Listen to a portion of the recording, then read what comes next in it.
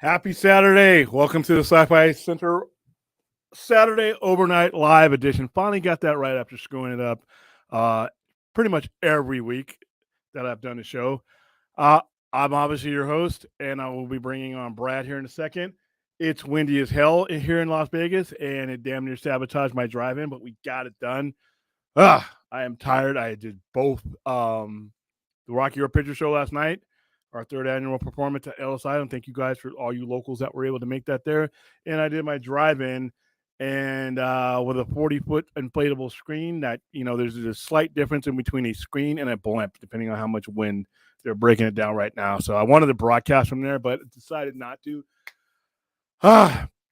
Before we even get going, wow, just a few hours ago, and listen, I am not the biggest Friends fan. I think I may have watched 20 minutes of the entire show in its entire history. But Matthew Perry, Friends actor, dies of apparent drowning, accidental drowning at age 54. What the hell, man? I hate opening up shows with like this, but I would be remiss if I didn't. He's pretty important. People know who he is. He's not science fiction horror, but I knew who Matthew Perry was. I knew all the Lucid Kruger, all these guys that you see in these pictures. It was a huge show. It would be like the equivalent of somebody from Seinfeld passing away.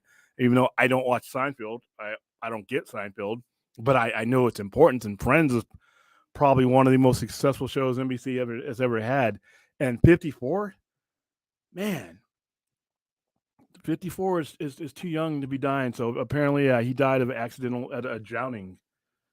Los Angeles, Matthew Perry died Saturday of an apparent drowning at his Pacific Palisades home. A representative of the actor and law enforcement said Perry was 54. 911 call came in at 4:07 p.m. Not too long ago, less than 4 hours ago, 5 hours ago, local time, and was treated as a water rescue according to law enforcement. So yeah, rest in peace. 54 is that's tragic. We've some of these people who've passed away. Obviously, Shaft. Richard Roundtree. 80's still not. A lot of people are living much older, but 54. That's cut short. So let me go ahead and bring in Bradley. I just had to make sure he had his permission slip to be up this slide. I don't want the adults coming in saying I'm violating child. Hey, what's going on tonight? Yeah, and of course, horrible news about Matthew Perry. So definitely rest in peace, and especially drowning. That's hard. Like I said, I didn't think it was real. And whenever these death reports go out, because there's a level of scumbaggery out on the internet, and whoever it is, they like to post fake deaths. Yeah. And I never understood why anybody would be that sick and stupid to do that. They think it's funny. So whenever that happens, I always wait until I get like multiple sources, and so that I can be okay, that person. I don't want to even post my RIP thing. I've done that plenty of times before, and the person's not dead, and I ended up looking like a fool. Happy that the person's still alive, but some dummy took me for a dummy, and then But I hate people who do that. But yeah, I made sure that this was true.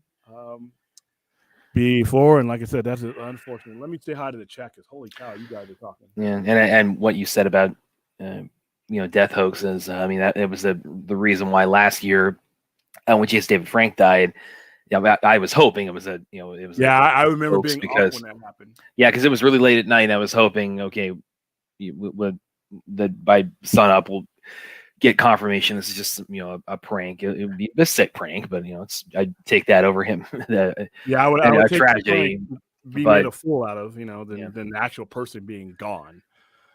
Yeah. So now I remember we did a stream. We did a suicide prevention stream, like literally like that night that we found out it was true. I mean, sure, because he affected so many people. I mean, he was literally the engine that, in my opinion, drove Power Rangers and kept it relevant for so long. I mean, he was at every convention, so I knew a lot of people were going to be affected by that. There was a lot of generations, because there's people who grew up with Power Rangers that now have kids that they brought them to meet the Green Ranger. So that was a gut punch. And Chris Cornell from Soundgarden was another one that when he and like I said, like why is his name freezing me? Anthony Bourdain. Yeah. I was up at like because I'm a night owl, early morning owl, and I Yeah. was missing between when they announced his passing, and it was just a shock. It was just a shock, and I'm like, because this is a guy who I thought was living life, loving life. So yeah. Yeah, it's very it's very unexpected, very very sad to to read that tonight. Oh shit. Oh, you know what? No, Larry, thank you for the $10 support. No, Larry, I have your email. I have just been absent-minded lately. I have not had a chance. I will get to that. In fact, you know what? I will bring that in. Yours and Remo sent me something. Well, I'm gonna hit that tomorrow on the Sunday night stream. But I've just been absolutely smashed this weekend just with getting stuff going. This is how, like I said, I warned you guys. This is the week. Once I get past this weekend, I'm good. Because to be honest with you, Black Friday and everything, and that's so routine. That's just about running events and sales here at the store. But when there's a lot of live events going on, a lot of Halloween stuff, there's so many moving parts. So that and like I said, the more moving parts, the more likely I'm gonna fuck it up. So I gotta pay special attention to what's going on. You're the only guy I've ever heard of, could you just say like you just dismiss Black Friday like that. Well, because Black Friday, I have so much more control over Black Friday. When we're doing Rocky Horror Picture Show, or we're doing live events here, we're doing movies here, there's a lot of things I can't control. Like tonight, I can't control the weather. The weather could completely shut us down tonight, and it almost did. Rocky Horror, I have 9 cast members, 3 makeup people, prop people, moving stuff. I'm dealing with a hotel, casino, and their management, coordinating with them, advertising. Any one of those things could fall through the cracks, and I have no control. I have no control over a cast member getting sick. One year I had to literally kidnap someone off the street because one person got COVID the day before the show. There's all kinds of things that can happen. People forget costume pieces. I forget costume pieces. I forgot a major. Whenever you have so many Black Friday, I know my merchandise. I know my sell stuff. I'm in control of that. I can't forget anything. I can't leave anything behind. I'm not gonna miss Black Friday, and I'm gonna be here. It's just so it's all under my grip. You see what I'm saying? But when these other things we do are not, it's just so many things that are dependent on so many other things. And where Black Friday, it's all me, and I know I can drag myself out of anything and be where I need to be. So. All right, let's say. Oh yeah, if you want to, like Larry did, if you want to contribute to the show, contribute to the caffeine fund, the frat fund, you can send a tip just like he did, and whatever answer your question is, I will answer it, unless it's a crazy one like 40,000. And also in the description, if you'd like to join the Patreon, 1 week from today, next Saturday, 2 p.m. ish, probably 2 p.m. We are going to do another Patreon watch along group party, 7 Samurai Kurosawa, and we might do even more that weekend depending on how it goes. But I'm definitely going to do that one. I was going to do an impromptu one today, a 5 Nights at Freddy one, because it's on Peacock. But the wind kicked up and it just took me away. I was going to surprise my Patreons with it. But you Patreons are going to get one of these, and like I said, this is the one I was waiting for to send you.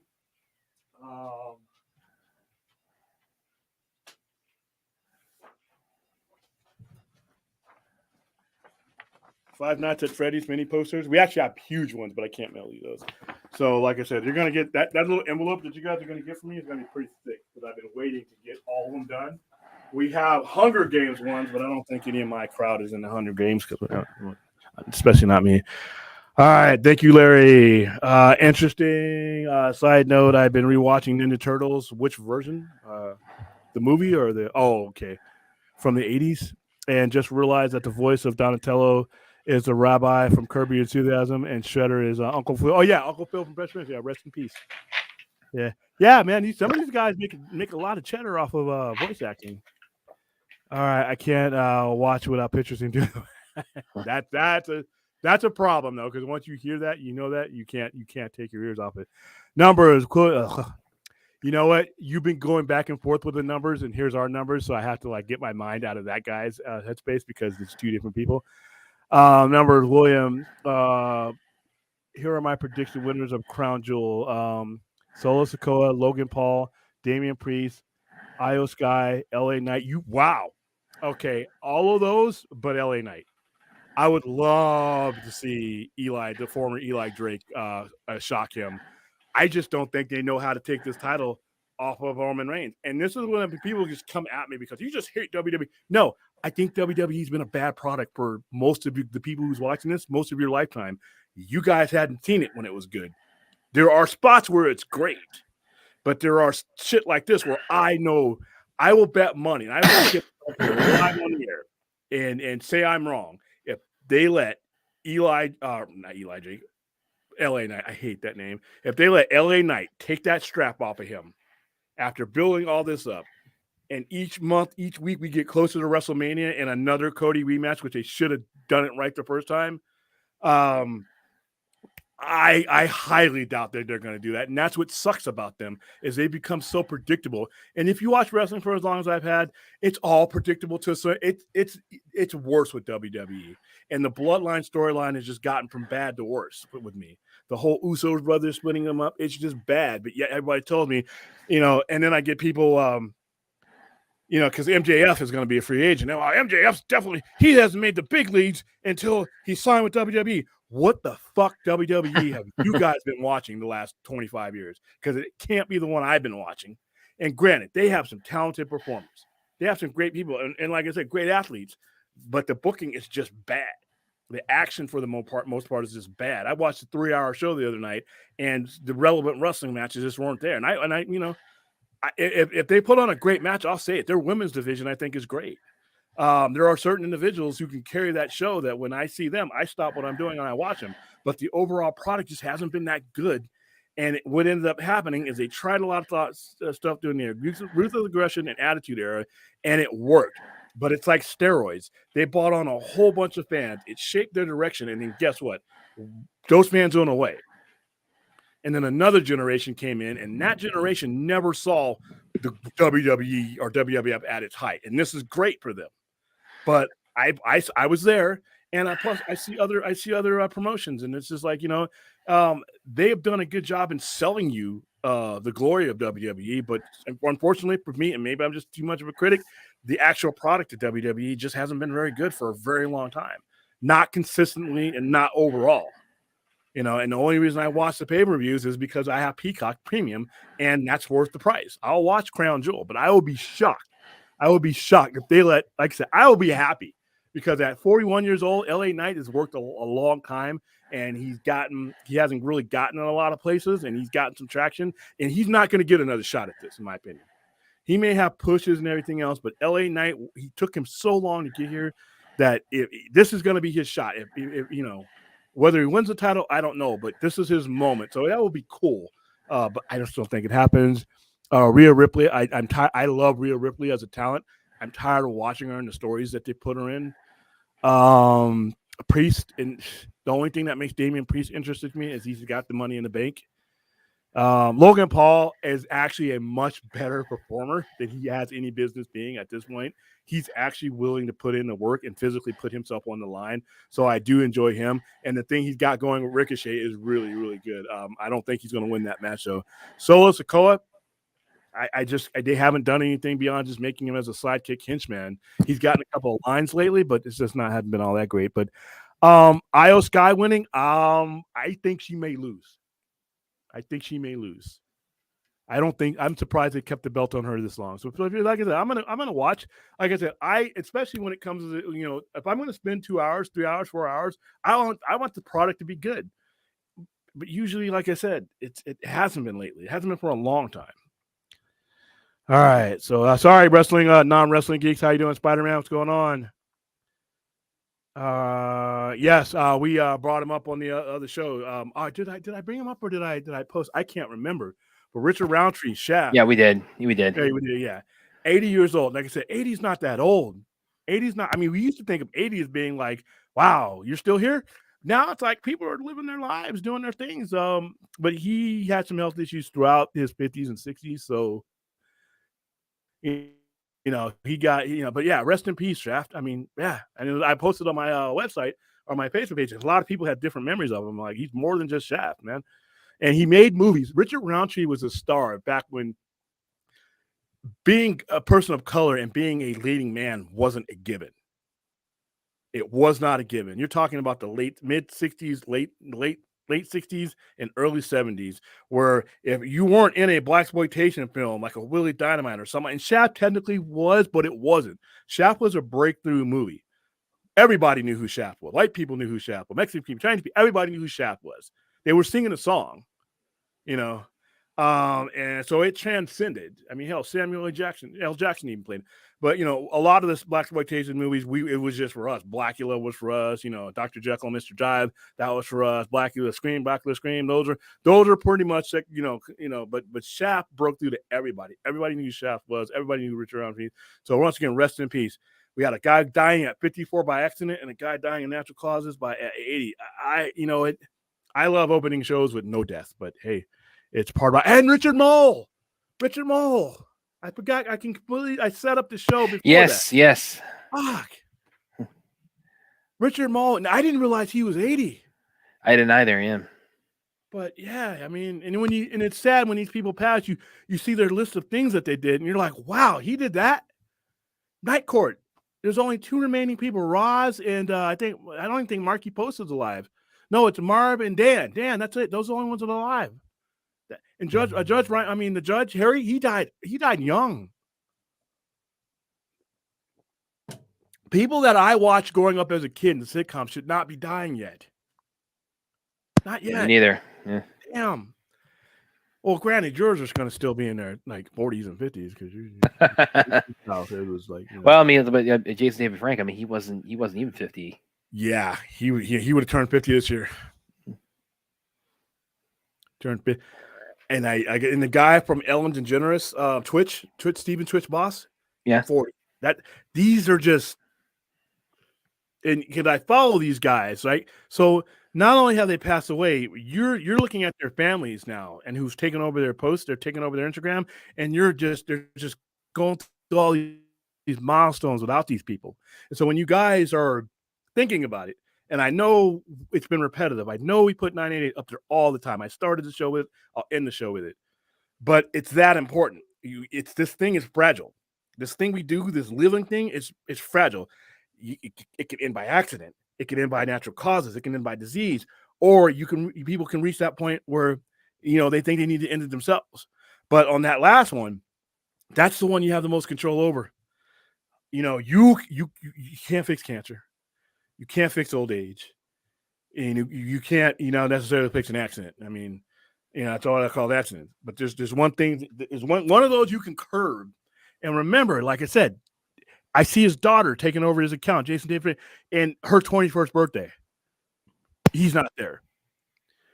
All these people, Twitch. It was supposed to be his 42nd birthday. He's not there. His kids graduating. His kids his daughters going to their first dance. They're not there. There's a hole where these people should be. And remember, when you're thinking about this, think about your family. Think about that hole you're leaving. And I know that's not going to fix it, but at least make that the catalyst to go get some help, to dial 988, to go, whoever it is, a pastor, a priest, whoever it is. Remember that hole. When you see these people posting on Instagram and they're posting to the person who's no longer there, don't be that person. Don't be that person. Yeah, I mean, don't be that person. Guys. It's heartbreaking, man. It's all this death. It's like I said, I always say, dude, the shittiest day I ever had, I got up from. So yeah, Matthew Perry, everybody. I mean, it's like that one hits me the hardest. 54 years old. That's just also drowning. That's a horrible. That's just awful. And like I said, I'm not the great. I listen. Death by drowning terrifies the hell out of me. Same. I can swim long enough for you to throw me that lifeguard thing, that life buoy. That's it. Or for you to jump in and rescue me. I can tread water. I can get from point 1 to A to B. It's not going to be pretty, and I'm only doing it because I'm hoping that somebody's going to take my life. So yeah, it sucks. Yeah, from Friends, that was him. How you doing, Daniel Martin? Yeah. Fact it broke an hour ago. Larry at his home. Was it a hot tub? Yeah, I'm gonna look it up real quick because it said when the news broke, it said like suspected drowning, but they don't have like all the because even I look at details on it yet. And it always tells you this is by a person that may have passed away, but we're not sure yet. And Wikipedia usually waits and they'll verify it. Well, it says it did. Yeah, it says now. Yeah, suspect apparent drowning in a hot tub. That is. So did he have a medical episode or a seizure or something like that? Yeah, because I mean, it's like a hot tub. I mean, that's like you're talking That's about. hard. You're so he might have had maybe he had a stroke or something like that. I don't know, but either way, rest in peace, man. I mean, shit. Oh man. All right. So be sure to sorry, I got distracted. Hit the like button, hit the subscribe button. Share. Says he was found dead in a hot tub, so that's. So he may not have even drowned. It may be something else. I mean, maybe it could be anything, but you know what? It doesn't matter. Gone too soon. You've got mail. Gone too soon. Oh, there's someone giving mail. Yeah. Like, subscribe, do all that stuff. Yeah. So like I said, trying to get my mind back on track here. Hold on. I just got to make sure that let's see, because my messages are coming through. Cool. All right, yeah. So it's been a chaotic last 2 days. And like I said, Black Friday compared to the last 2 days I've had, nothing. No sweat. You set it up, and then the people come. You do all your marketing. Like I said, right now I've been doing our marketing for Black Friday for months now, doing all my Google Maps things and where all my interest is coming from. I got all that fed into the little generator thing. I got the people who are annual people who come to some of the conventions this year. You got they're starting to send me the emails. That Black Friday is easy compared to I would rather do 2 or 3 Black Fridays in a row than some of that. I'd rather do it all. I mean, but it's just there was just so I just have so much respect for anybody working on Black Friday, especially in a retail setting, because the only time I've done it, the only time I ever will do it, was my first semester of college. I was working. I was a food server at a chain called Johnny Rockets, which is Johnny Rockets. I know Johnny. Yeah, it's a 50 themed place, and it's like, man, that's like I don't think I sat down the entire day. I mean, it's gonna be crazy. How you doing, Chappie?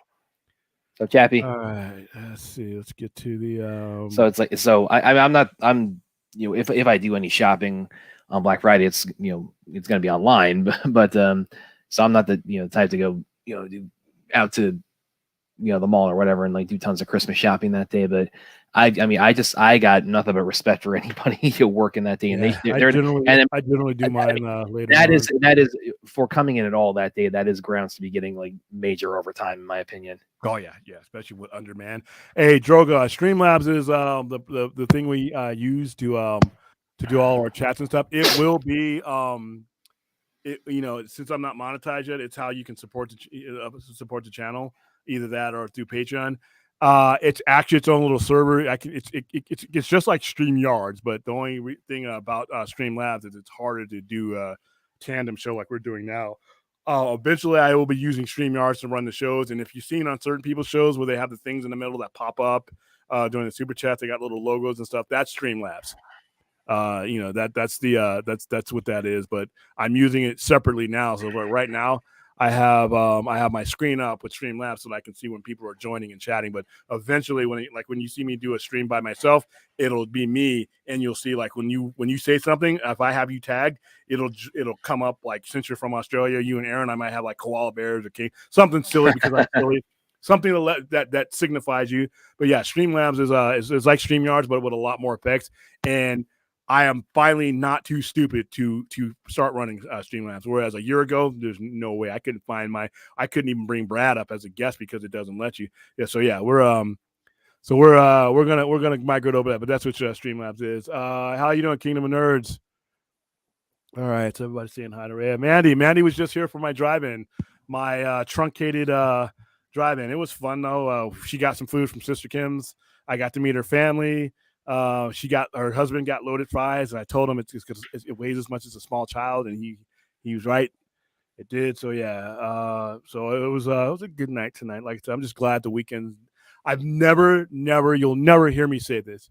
I'm glad this weekend's almost over. You will never hear me say that until next year, until next Halloween. And then next week we're doing some time travel because next week is November 4th. And guess what? Guess what we're gonna do when 1 o'clock hits?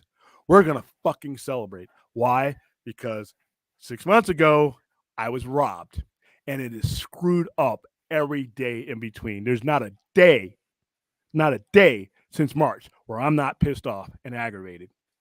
At least a little bit. It doesn't dominate my day, but it pisses me off. If somebody robbed you, you knew who did it, you knew where they were at, but you couldn't get your arms around their neck to suffocate them and get your shit back, wouldn't you be angry? That's daylight savings. So we're gonna have a special fuck daylight savings show. I know I shouldn't be cussing this much. Fuck daylight savings. I mean, in every way imaginable. Screwed it. I mean, just I want it gone. It's the dumbest thing in the world. I live in a place that's 110 degrees for 4 or 5 months at a time. Why do I need more sun? I would be okay if we did 30 days of night. I'm okay. I'm a night owl. I realize, listen, I don't grow anything. I don't need the daylight. I mean, I got lights. I got electricity. I don't need that. Let's do the Alaska thing. What do you want? Sorry, my dog is just jumping up in. You got that's a broad question. All right, so let's. All right, everybody's saying hi to each other. I'm glad you guys are. Oh, that is Brucifer. Hi, Brucifer. You Kingdom of Nerds is Brucifer. I keep forgetting. Yeah, he's up in my lap right now. He's got one paw on my shoulder, and he's like, "No, you can't do the show. You got to play with me." Man's best friend William Powell, Matthew Perry, was not married, or wow, he didn't have any kids. Yeah, I guess I got his Wikipedia page up here, and that's where his line in. Yeah, no, not married, no children. Oh man, that sucks. I mean, it sucks, period. But it just sucks because it's just like, well, because I only watched Friends like here and there when I was a kid, but yeah, it's just, I mean, his age and the way he passed is just so hard. Yeah. William, it's 80 degrees in New York City right now. Not normal. Yeah, something's wrong with this weather. This has been the most tore up year for weather. I've had like I said, my roof just was destroyed by the rain, and it just shorted out the AC. I mean, it did all kinds of damage. And I live in a desert, and this wind fucking up everything. And then just it just was weird this year. I don't know. Maybe it's the end times. Maybe there's I don't know. I don't know enough, Chappie. Right now, he could have had a stroke. Yeah, I mean, I'd rather not speculate on that. This stage. It's too soon to speculate on that. So, all right, Brad can't be late. I saw Ray leave that earlier. It's for sure passing bedtime. Yeah, it does. It does suck. It does suck. That he's gonna make sure. Everyone, my other job of posting fake deceased news has me working overtime. Yeah, I just can't. I cannot stand that. All right, Exorcist Believer. I thought it was awful. The movie was widely hated by every reviewer, but just watched and thought it was decent. Now, everybody that I sent thought it was decent. I mean, the Exorcist franchise for me, the gold standard is Exorcist 3. So I mean, hi, Music Man. What's going on? I know I saw you in here. How you doing? I'm just going to say hi, and then we're going to okay, all 4 kids hated Five Nights at Freddy. I was shocked since they were all hyped. Dude, I sent so many people to go see that movie. And apparently a fight broke out one of these. I saw that. And I'm like, yeah, hey guys, those weren't my people. Those are our people behave. Apparently it's making a lot of money. Yeah. Apparently, from what I heard, it's making a lot of money, and it's on Peacock. You got a hit when you can pull. How much is Friday? Can you pull up how much Five Nights at Freddy was? Yeah, because I didn't know what to expect from this movie because I didn't know what the hell it was. I mean, it's a budget of 20 million right now. It's sitting at 39.5. So there will be a Five Nights.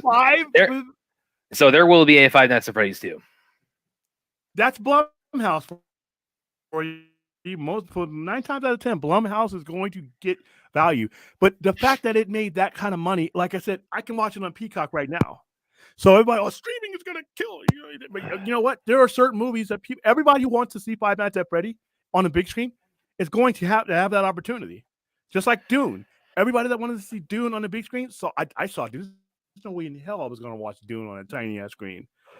Top Gun, man, all those ones. So when they said the day and day strategy, Jason Keelar betrayed his partners. I'm like, get the fuck out of here with that. Very vindicated by that right everybody who wants to see these movies. Yeah, everybody that wants to see a movie on the big screen, there's no way in hell that I'm going to see Dune Part 2 when it ever comes out on anything larger than the largest screen I can see it with. I don't care if it gets released on, day and date and, I just nothing else on TV but that. I will not watch that on that small screen. Now, I might watch it on a rewatch, but I'm not going to watch it. There's no way in hell. People will go to those movies if they're any good. See, as long as LA Knight, yeah, dude. If like I said, I'll say it right here. If LA Knight wins, I'm going to be shocked. That means Triple H, whatever he's doing, and he has made dramatic improvements. It's not all the way there yet. I still find it kind of lame, but he is doing better than what Vince was doing. If he does that, I will be sold on Triple H's ability to attract me back. I just don't think that's going to happen. I think they're just mailing it in for WrestleMania and the whole Cody thing. And that's the thing. Cody Reigns was a great setup. It's just too long. That's one of the things that they did with the Bloodline. It's not a bad angle. It's just it's too long. They add a year onto something that maybe has one. And Roman Reigns has been champion for too long. Too long. And I don't think long reigns. I hate long reigns. I think long reigns hurt the champion, because you never get to see them take that journey of losing, coming back, losing. Ric Flair lost the title a bunch of times. It never hurt him any of those times. But yeah, that's if LA Knight wins, yeah, that's insane. The rabbi from Curb is hilarious. Larry, the Survivor episode. Wasn't Willy's Wonderland the R-rated event? What is Willy's Wonderland? I didn't see that. I think people were joking about that. Is that I gotta look that up. Give the belt to Cody. Yeah, I mean, they should have done it at WrestleMania. All right.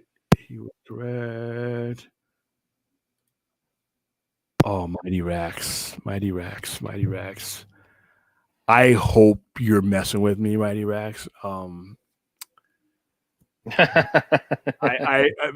Okay, maybe you may not know who this is, so I'm not gonna dog you.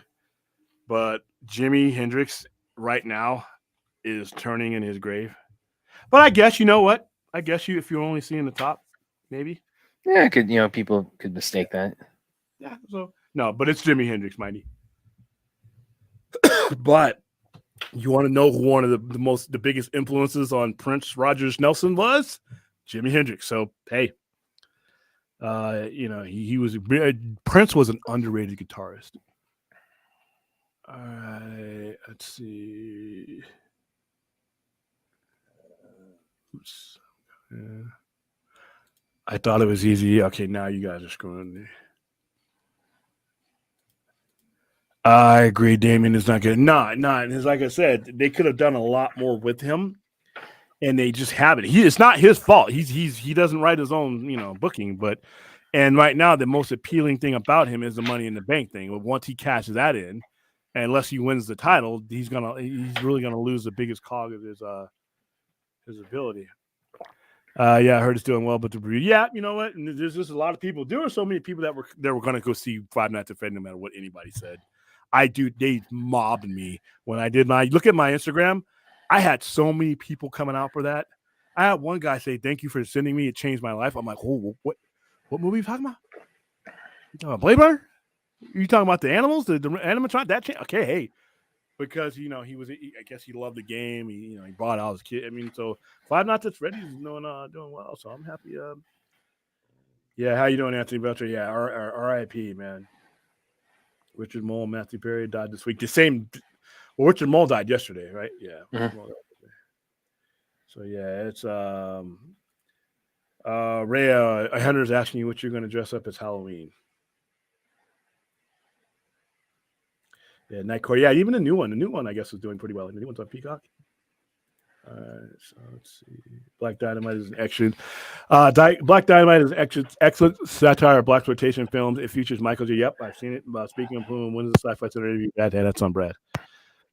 Yeah, anytime the opportunity opens up to bring Mike on, on a stream, and definitely be up to that. Yeah, I mean, it's not so much a satire. I mean, it is a blaxploitation movie. Yeah, it is a blaxploitation. It's actually done in the vein of blaxploitation. It's just weird because when blaxploitation movies were made, they were made for that time and within that time. And now when you look back and you see them, and they're like, wow, I don't think any of the plots quite as wacky as the whole thing, the villain plot.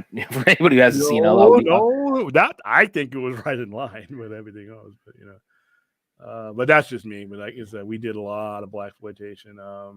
Well, he's got a follow up now called the Outlaw Johnny Black, which is it's a similar thing, but it's set in the Old West. All right, William would travel back in time to prevent daylight savings from being a thing. I would. Well, then you're gonna end up on the wrong strand of spaghetti, man, if you do that. I know, like Loki. Oh man, daylight savings here, no daylight savings here. But yeah, Arizona and Indiana, I think, are the ones that don't do it. I'll get my goons on it for you. It's still recovering from last night. Yeah, Jeremy. Jeremy was my Brad. So if anybody, Brad's one of the major people in Rocky Horror. Brad, yeah, I'm still recovering too, Jeremy. Trust me. Yeah, again, I've never fully seen a live performance. I mean, but they did have one when I was down in Tampa Comic-Con about 8 years ago. I just kind of poked my head in a couple times watching. Yeah, they really. They had the movie itself playing in the background, but they had people acting it out as it was going. And they went all out with it. So we do. We had popcorn. We had not popcorn. We had toast. We had. I'll show some pictures of it. Return celebration show. Yep, getting my hour back. I'm not. You use better language than. Is that also the day you want to do the Seven Samurai stream, or is that a yeah? I'm going to do that earlier in the afternoon. So you guys gonna get sick of me. William, will you stream in costume on a mask on Tuesday? Probably not, because it's going to be later on. And I'm not a dress up topic. I know that's going to sound weird. I don't do a lot of dress up. I mean, I am involved in dress up. Okay. Should I read this? Fourth, William, do you advertise the stream in your own store? Like, hey, if you like.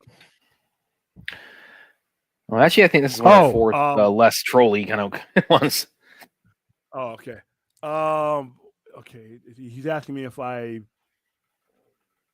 talking about the movies that I promote here, like Five Nights at Freddy and. Oh yeah. We do.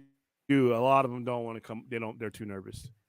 I've had my one main guy that does our reviews. He actually does a full review, but a lot of people, they're kind of nervous. What I want to start doing, and a lot of people do it in type, but they don't do it in like a video. But I do. Everybody, let's see if I get the question right. Yeah, we do that. Yeah, we do that. We do that at the actual shows too.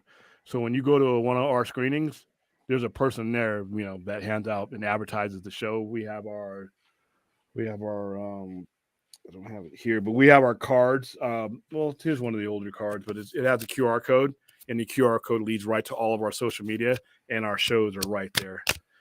So everybody who we send to a movie, it gets screens. And plus, when they're here in the store picking up their stuff, if you look to the right, you can't see it because there's a microphone there. I can move that up. There's a QR code that leads them there as well. So yeah, everybody we come in contact with gets a taste of the social media. I hope I answered that question right. All right, so this damn strike. Oh yes, that was going to come up, and I did. Send William kind of the latest sit rep on it a little bit ago, but I mean, the long and the short of it is they're still talking. That's about. Well, do you have that deadline article? Well, that's that's really the thing that I've been because the armpit, as William calls them, they had set this. That was actually probably one of the bigger things this past week, where they had said there was this ultimatum that came out and said, hey, if we can't get a deal in place with SAG by about like November 1st, or it's like we're just tapping out until January, because basically they're saying we're not going to be able to get like the 2023-2024 TV season. That's going to be off the table. A lot of movie releases that you're going to be off the table. I mean, I think it's like, I mean, you're talking about a difference of 3-4 days. So it's like, I don't even know, like, yeah, I mean, that stuff's already going to be off the table. So Yeah, I mean, what is the aim here? well, the aim is like, take what we want to give you. That's the aim of it. But no, but it's like, why get with that deadline? It's kind of meaningless, in my opinion, because it kind of sets itself anyway. You know what I mean? It kind of just already. I mean, if you're not at a deal, why make that threat? I mean, it's gonna come anyway. It's like, you know, I don't know, man. I'm gonna hand this one over to you because I'm just. Yeah, I'm gonna go ahead and read off some of this the deadline article. They kind of give the latest because they had their most recent meeting today, and this is kind of reporting the situation as it stands right now. So Sunday will not be a day of rest for SAG after leadership in the studios this weekend. Saturday's virtual session between the AMPTP and guild leaders Fran Drescher, Duncan Crabtree, Ireland, and SAG after negotiation committee has just ended, and that was as of a few hours ago. With the guild awaiting a response from the studios on the latest proposal, it appears two sides will be working tomorrow. Whether that entails another meeting, face-to-face, day of review, yet to be determined. Saturday's virtual session was described to deadline as a deep dive into the heart of the matter. The major studio gang of four, Disney's Bob Iger, Netflix's Ted Sarandos, Warner Bros. Discovery CEO David Zaslav, and NBC versus Donald Langley were not in attendance today. I don't know if that's that good of a sign with how much they've been in attendance recently. I don't know. What are your thoughts on that? The fact that they're doing a virtual one, that's the one that kind of that got me. It's like, why aren't you guys sitting down at a table? I mean, why aren't you looking across the, Well, I mean, it makes also begs the question, maybe like how heated was the latest departure when they walked out? Yeah, are they paid to beat each other's asses? We don't want you in the same room with each other. You guys are gonna, Oh, you really do want to be a fly on the wall for this stuff. Okay, so studios are anxious to restart global TV and feature productions, which have been halted since the actors walked out on July 14th, 107 days ago. As they did with WGA, the AMPTP is 107 days so far. The AMPTP is pushing for the guild to lift the restraining order and see members heading back to work even before any tentative deal is ratified. So they really want to. That's stupid. That's not going to happen. Yeah, it's not going to happen. No. It's like we're negotiating, but before we give you anything that you negotiated for, why don't you come back? It's like it kind of reminds me of like the wedding in Beetlejuice when he's like taking the ring off the dead guy's finger, putting it on, and he's telling the priest like, yeah, come on. Where was I? While they have to try. I mean, yeah. Well, the WGA agreed to return to work during their deal ratification process with the studios. There were fewer intricacies in enabling the 12,000 member union to do so than there are with the 160,000 strong actors guild given their size.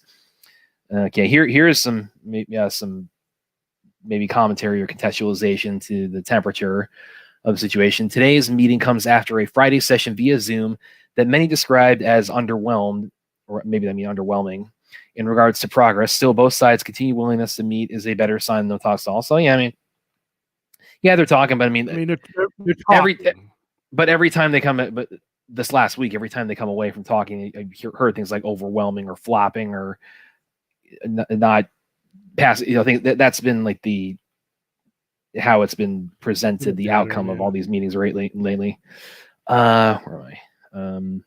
After the talks were restarted on October 24th, the studios proposed a rise in minimum rates as well as increased bonuses based on the successes of streaming shows and movies.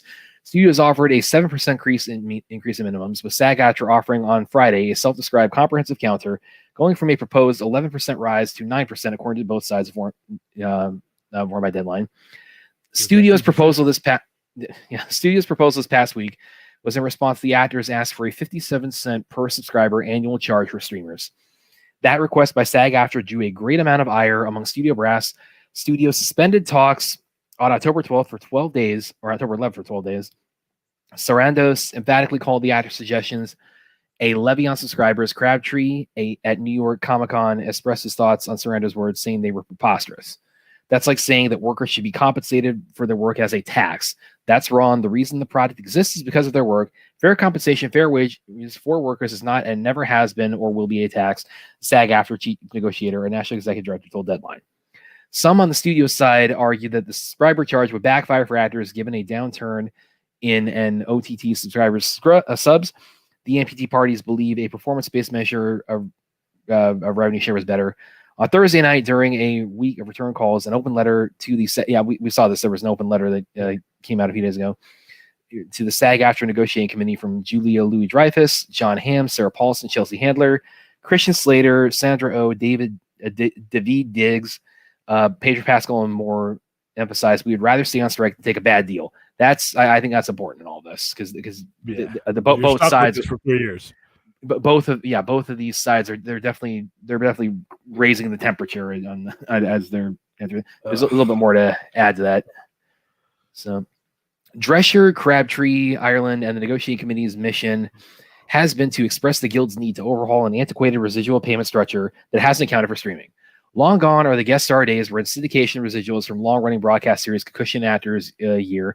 Short episodic streaming orders aren't the new norm, and that's something I've seen a lot of SAG members go on social media and say like who's a good example though?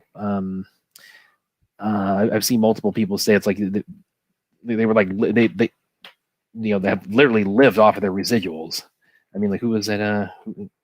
Friends. This is still like Friends. Yeah. Glenn Powell. His name just came back. I mean, I remember him tweeting out at one point. Glenn Powell from Top Gun Maverick. He'd said, "Yeah, it's like there are a lot of times where it's like, I mean, that was how I was paying the bills as my residuals." So last paragraph here. Already, the impact of dual strikes has cost the state of California $6.5 billion, with many below-the-line workers suffering due to production stoppages and 45,000 industry jobs lost. Already, the 2024 global box office is set to lose $1.5 billion. With the delays of the likes of Mission Impossible 8, Snow White, and Pixar's Elio to the 2025 schedule. Even if an actor strike comes to an end in the near future, the resumed production and post-production of such films rely heavily on thespians. So that's kind of your update on all that. So I don't know. Where do you is there you? How close do you think they are to the finish line on this based on all that? I didn't hear anything in all of that or what I read that says we are getting closer.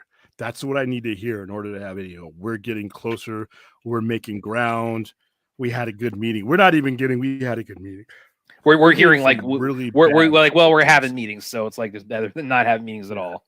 Flop. We're hearing words like flop or underwhelming. We're not. That tells me that this deadline, whether it's meant as a threat or not, it doesn't really matter. If it doesn't happen, that's not something that they can use leverage on the actors. If you guys don't come together, it hurts them too. So we're talking about blowing away the fall season. And once you blow away the fall season, you're pretty much your next up is anything that you plan or anything that's in pre-production. Now we start doing that whole compression thing to where you either move a movie so far out to where you lose a slot that you thought about that. When you said this is our release date, you put a lot of thought into the release date because it was going to work best for your movie. Now you're going to have to change all that, or you're going to have to compress the movie to where a really good movie might be one of those ones on the cutting room floor because of financial individual, family and individual experiences. It's just Yeah, one of course. I mean, I've seen like other writers that talk about like, yeah, this was in the last strike that this show or this movie like it got impacted because we couldn't refine the script or our schedule was truncated and things like that. So I would guess we're probably going to see a lot of that when stuff actually is able to get completed and released. But I mean, it does also beg the question of like what the release calendar is going to look like next year. Yeah, are these guys going to do what they did this year? When it comes to we want the summer blockbuster, but if there's like 30 movies, do you want to sacrifice your film to Yeah, is it going to be like the immediate aftermath, like when doors start opening again after COVID, where it's like, okay, we're just going to like do a lot of re-releases. I mean, they might be like there because I mean, you got to think about how theaters are going to be taking this too. I mean, it's like they're the ones who are getting like big time screwed because I mean because this is cutting off. I mean, they're the exhibitors. They show it. If there's nothing to show, what the hell are they going to do? Yeah, Vince doesn't look good. Well, Vince is 80. We're talking about Vince and he's 80. Yes, Cody should have run at WrestleMania. The only thing that they had got me to actually connect with, they fucked it up on WrestleMania. I was like, what are you doing? Why did you do that? And we need to save it. We need to build. No, you don't. You built the damn bloodline for 3 years. That's just now. All right. So yeah, Blood Nelson's bad. Let's see. All right, I'm just making sure that we don't lose too much control as far as like today, like I said, on Saturday night shows, guys, I'm gonna do my best to keep up with you, but we're just gonna, we're gonna hit some of these topics because let's see. All right, so what do I got on my thumbnail? What do I want to hit first? Let's hit Henry Cavill. That's good news. Yeah. Well, especially with not just him, but also Chad Stahelski. And we actually had a Highlander kind of as a topic a few weeks ago when you had with the Queen as the And this was this was being discussed for a while now. This the Highlander reboot. This has been in the talks for a while, and Henry as presumably as Connor McLeod, but I mean it's I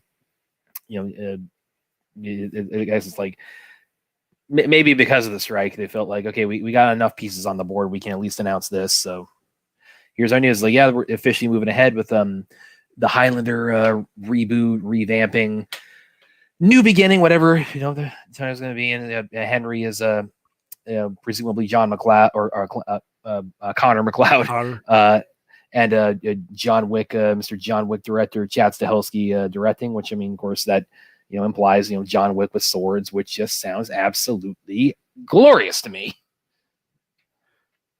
I think that this could listen, and like I said, I think the MILFs, and I said it, Ray. I think the MILFs are gonna flock.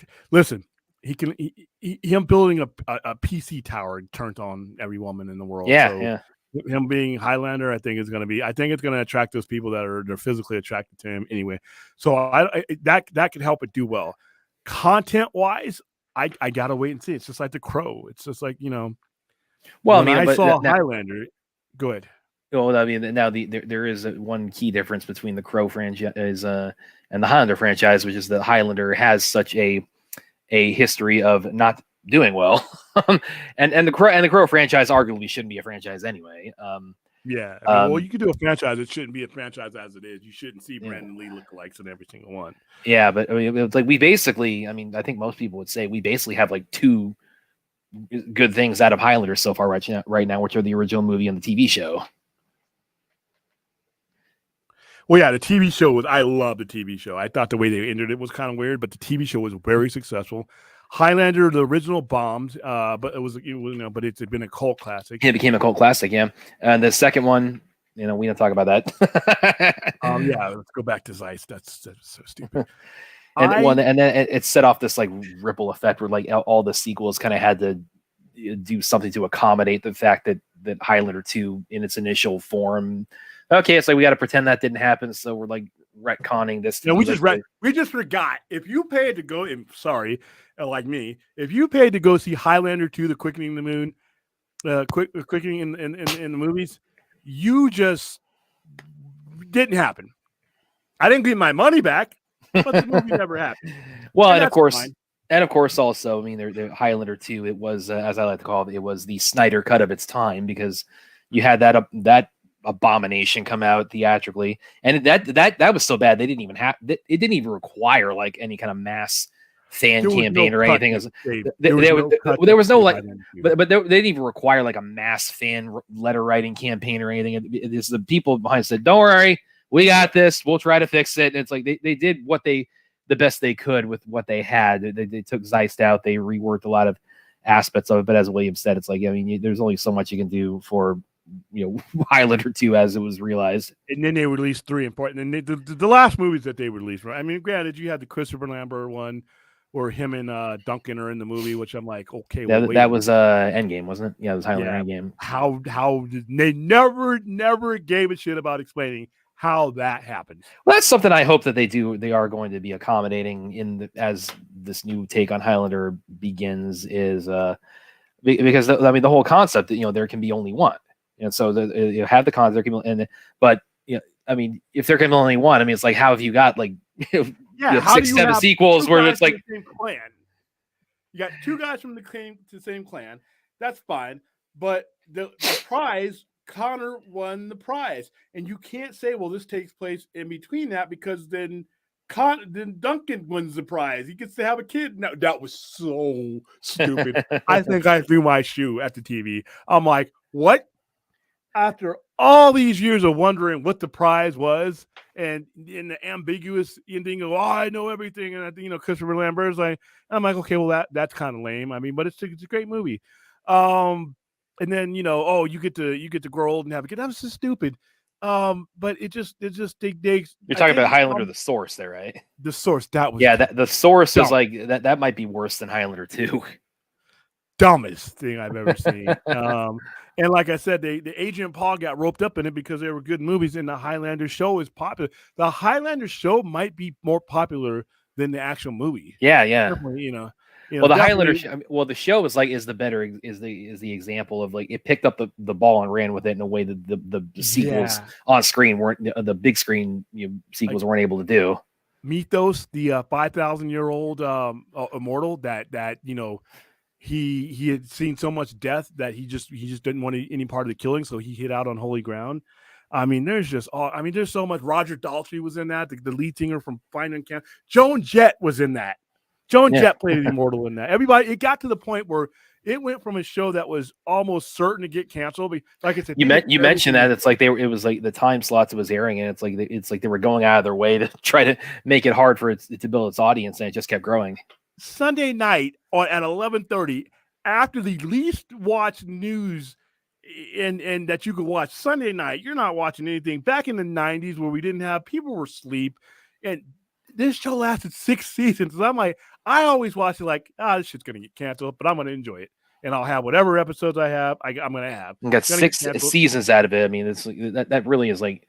That is probably the biggest accomplishment of other than the first movie, the biggest accomplishment of the franchise is that you had the 6-season TV show that turned out pretty damn good. And then, like I said, they kept it and they moved it in different areas, but after it proved itself in that slime slot, it's like X-Files. X-Files was put on a night that just wasn't, at the time, Friday night wasn't good for TV. For that type of show, and X-Files lasted 3 seasons, and after the 4th season, after they realized that X-Files wasn't getting canceled, it moved it to Sunday right after The Simpsons, and then it lasted 5 seasons too long, because X-Files was a show. Listen, I love X-Files. After season 4, they needed to pull the plug on X-Files because there was nothing else to tell you, so. One thing I really, aside from obviously Henry, is again, they haven't like stated outright he's going to be Connor McLeod. I mean, he could be Duncan for all we know, or they could be creating like a whole a new original character. Never heard of. Yeah. Aside from him, like one thing I've said to other like colleagues of mine is that I sort of compare Henry Cavill and Chris Hemsworth in this way, where it's like these are two guys. I mean, obviously they're always going to be kind of best known for their superhero roles, which are Superman and Thor respectively. But you've seen Henry's career in like Mission Impossible, Fallout, and The Witcher. And you've seen Chris Hemsworth in like the Extraction movies. These are two guys. I mean, aside from superheroes, it's like, you take away the capes and the powers. Like these guys, they can do action movies. These are guys that they're very physical. They can do their own fight scenes, their own stunts. So it's like that's a an element of I mean, again, William and I obviously, it's like, yes, we're still saying yes, we want to see his Superman story concluded properly, but. I also want to see him, do other roles too. Yeah, this is especially after seeing him, swinging the sword around on The Witcher. I mean, this is something he's very well suited for. So I mean, he'll have a little bit more personality. He will do more than just grunting. Yeah. Spidey, when you type this, I actually was about to say this in my worst Scottish accent, but I stopped. Duncan MacLeod, the Clan MacLeod. And I can actually do a pretty good Connery. It's like, you have the manners of a goat and you smell like a dung heap. I remember I love that part of the movie where he's training him throughout the years. And, you have this guy who could it shows you that in Highlander, even though there can be only one. The coolest thing about Highlander and the TV show was like, yes, if we were the last two, I got to take your head because I want the prize. But while we're doing that, we're immortals. You are the only, and I hope they touch on this movie. You are the only person that understands what I'm going through. You're the only, and an older Highlander or older immortal be like the only one that could teach you, like Ramirez teaching him, teaching him the lessons, and telling her, hey, don't fall in love because she's gonna grow old, and she did. And he ended up having learned that lesson. But even in the show, Richie, spoiler alert, it's been 30 years, people. Richie ends up being an immortal, but they're friends. But because they're the only people that understand what it's like to live their lives, and especially when you meet the older Highlanders that meet each other, unless it's like a Kurgan or somebody like that, they're where they're fighting like that, they meet, they meet throughout hundreds of years, and that was one of the coolest things about the Highlander show is that you would see these flashbacks. These two guys would meet in present time, and then he would have a flashback of some Revolutionary War shit, and it was just kind of cool. And you just realize, oh man, I hope they do, like, they dive so much into that. They have. I hope they don't do flashbacks in this, But I'm open. Go ahead. And the other thing I was thinking about too is that with Chad Stahelski's involvement, they could do something kind of similar, with the hierarchy of immortals, like as the way like the assassin world is sort of introduced in John Wick. They could really like set up like really just delve into like the immortals, like how this world like really functions, and just like present it something like the Continental. I mean, you could have I would love that they did something like the Continental for immortals. Yeah, because as long as they don't tell me how they became immortals, I don't know if I yeah, because that has always been kind of another good staple of the Highlander franchise. They've kept the basis of immortality ambiguous. Oh yeah, don't watch The Source. That is a what would be a slap in the head. It would be a slap in the head. Remember at The Source where he had the kid? He was able to have the kid. Yeah. What if Henry Cavill's Highlander is the kid? Jesus! I would protest that movie. I would go to the studios. I would be the only one there with my sign saying, I don't think they want that. They don't want to be like dragging that dog shit on the bottom of their shoes. They walk down the street. Like I was the gift, and now I reset the whole universe. Now with more immortals being born every day, and I can see it. I can see it. Queen Princess of the Universe is one of my. Oh yeah, dude. Do you think they'll bring any of the Queen soundtrack back for this? They need to. And listen, whoever's making this movie, Lionsgate. It's Lionsgate. Yeah. If you bring back Queen music, and it's not Freddie's Queen singing it, you're going to bury yourselves in a world of shit that you will not get out from. Please don't do that. If you've made a great movie and you think this movie is going to be great, you think it has a chance to succeed, I promise you, if you put on Princess of the Universe and it ain't Freddie, it doesn't matter what your movie is. It could be the Coppola, it could be The Godfather, it could be Lawrence of Arabia, it could be the greatest fucking movie you ever made. If I hear Here We Are, Born to Be Kings, we're the Princess of the Universe, and it ain't Freddie, and the world hears it's not Freddie, they ain't even gonna see the movie, dude. They're gonna drop trowel and they're going to shit on the potential of that movie. I'm trying to advise you. I'm not being sarcastic. That would be. I don't think that's what they're gonna do. I have no indication, but oh my goodness, I have after 4 John Wick movies. I mean, Chad Stahelski he's a guy I have like just nothing but faith in at this point. So it's like, yeah, I would think, but it might be the production company. I hope it's. I hope. I don't mind. I want to hear Princess of the Universe. I don't know if there's a song you could make that is more emblematic of what that is. They used it for the show. Yeah, no, I said when that was the album of the week. I made the point. This is, anybody will agree with me on this. That song and that album, that is the soundtrack for Highlander. Yeah, and it's not even a whole song. You don't hear the whole song in the show. You don't hear the whole song in the in the movie either. There's a whole song, and it's a great song. So those of you who have not heard Princess of the Universe, a full album version from A Kind of Magic, play the whole thing, because even the soundtrack has the truncated version. You want to hear the whole thing, and there's a whole ballad. It's beautiful, but like I said, Lionsgate, don't do it, man. Now one thing that on board. I think that is pertinent when we're, because I did use the R word when we brought the topic up. But now I think everybody can agree that the Highlander franchise is not, again, it's had a not great history. So, and by all accounts, this does fall under the. I mean, unless they do like the thing you're talking about, they say, "Oh yeah, he was the kid from the end of the source," but I think the chances of that are pretty slim. This is a remake and a reboot that actually appropriate. You have exhausted. See, this is once again, guys. Mark this down as an example where a reboot is not the example of stupid and lazy fucking and having a love child of reboot. This is not it. This is actually you've exhausted it, and you've exhausted where the story went, and you got as much juice out of that as you can, more than you probably should have. You got a TV show out of it. You finished the TV show. You finished that. You finished it. Now, if you want to come back, and this is still risky because Highlander is still Highlander, but if you did come back and you did want to do it, you're not doing it on the rubble and the ashes of a universe or a story that you screwed up. You did it. We did it. We're 30 years. We're years afterwards. And, but we're not, we're as bad as what we're doing, obviously. Oh, by the way, why in the hell was Justice League on my TV after AEW Collision tonight? Yeah. Why? I mean, that's probably, I would guess that it's because that like the contract in place for like television rights is still, it's like they're still running through that. But I mean, it's like, and also, I mean, even when you get like the real movie on, I mean, it's like you're talking about do it for ad revenue.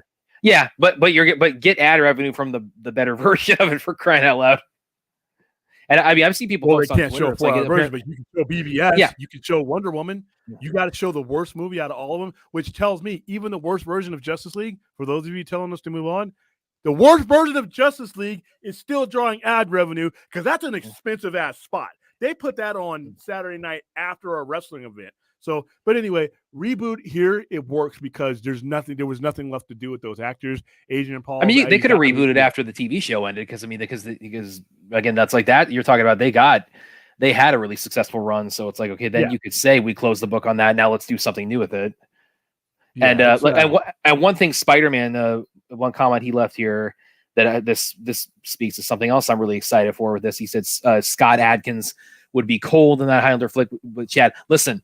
With all the guys he's brought in the John Wick franchise, I think Henry's the only casting we've heard about so far. But I'm really, it's like I'm sure he's going to get like all kinds of. He's going to get like your Scott. He's going to get your Scott Adkins. He's going to get like your. He's going to bring in the kind of caliber of like martial artists and stunt guys and action movie people into this that he did with the John Wick franchise. And that's going to be phenomenal. These guys are going to be swinging swords at each other. But I'm sure he's also going to be awesome. Oh, it's like, I mean, what he did in John Wick, like imagine that with swords now. Yeah. He's probably also going to like gun. We're going to have sword too. Oh yeah, they might get some gun fu into Highlander now, and they had Donnie Yen in the end game, so it's like they might have some guys from different cultural backgrounds bringing like different martial arts and fighting styles from around the world. So that's like I am looking. I mean, we're not going to get this till the SAG strike ends, obviously, but I'm looking forward to like hearing that casting news of like who besides Henry Cavill is going to be an immortal in the new Highlander. I mean, Scott Adkins, like bring that on. Come on, guys. Rhea, I do not know if Argyle's delayed or not. Have you heard anything? Like right now, last I saw, like it's coming out in like February, I think. So, but I mean that could get delayed. Yeah, I'm saying okay, Larry Carnes. He mentioned this after we said some of the Superman stuff during Highlander. Okay, I'm saying it here now. You can congratulate me for being right. Cavill and Batfleck Gal will return to multiversal stuff. If not, I think they are. And I think we've been talking about this for a Kingdom Come, something like that. I don't know. I'm not putting it in my head to be like, if it doesn't come back, everything. Like I said, I would like a resolution. I think they need a resolution. But you know what? I have given up. Whatever. At what point they realize they need a resolution is the question. They're gonna have to do it on their time, and like I said, the stuff that they're doing with Wonder Woman now, we're gonna hit on that later on. It kind of intrigues me. That's the only reason I'm gonna bring it up. But yeah. All right, so yeah, I think we're all in agreement. We are really looking forward to the John Wick Highlander coming up. Yeah, I mean, I mean, like I said, that the trap I got to keep myself and everybody else who grew up with the series and the show has to in order for me to give this a chance, I have to transport myself from the 80s and 90s in order to give this a chance. I can, otherwise it's not fair. It's not fair. It's just something like The Crow. I'm going to give is Alexander Skarsgård or Bill Skarsgård, whatever Skarsgård is that's playing The Crow. I'm going to give your movie a chance. You got an uphill battle. Because whenever you're doing something like this, you're doing this because it was big enough to have that kind of regard to begin with. So now you're up against that day one. And now you're up against something that, like I said, was ingrained in the 80s. It was the 80s. That was literally like a hairband with swords. And so iconic performance that was respected much after the Sean Connery playing Ramirez has become legendary. Christopher Lambert, I don't think he's done too much more other than Highlander movies.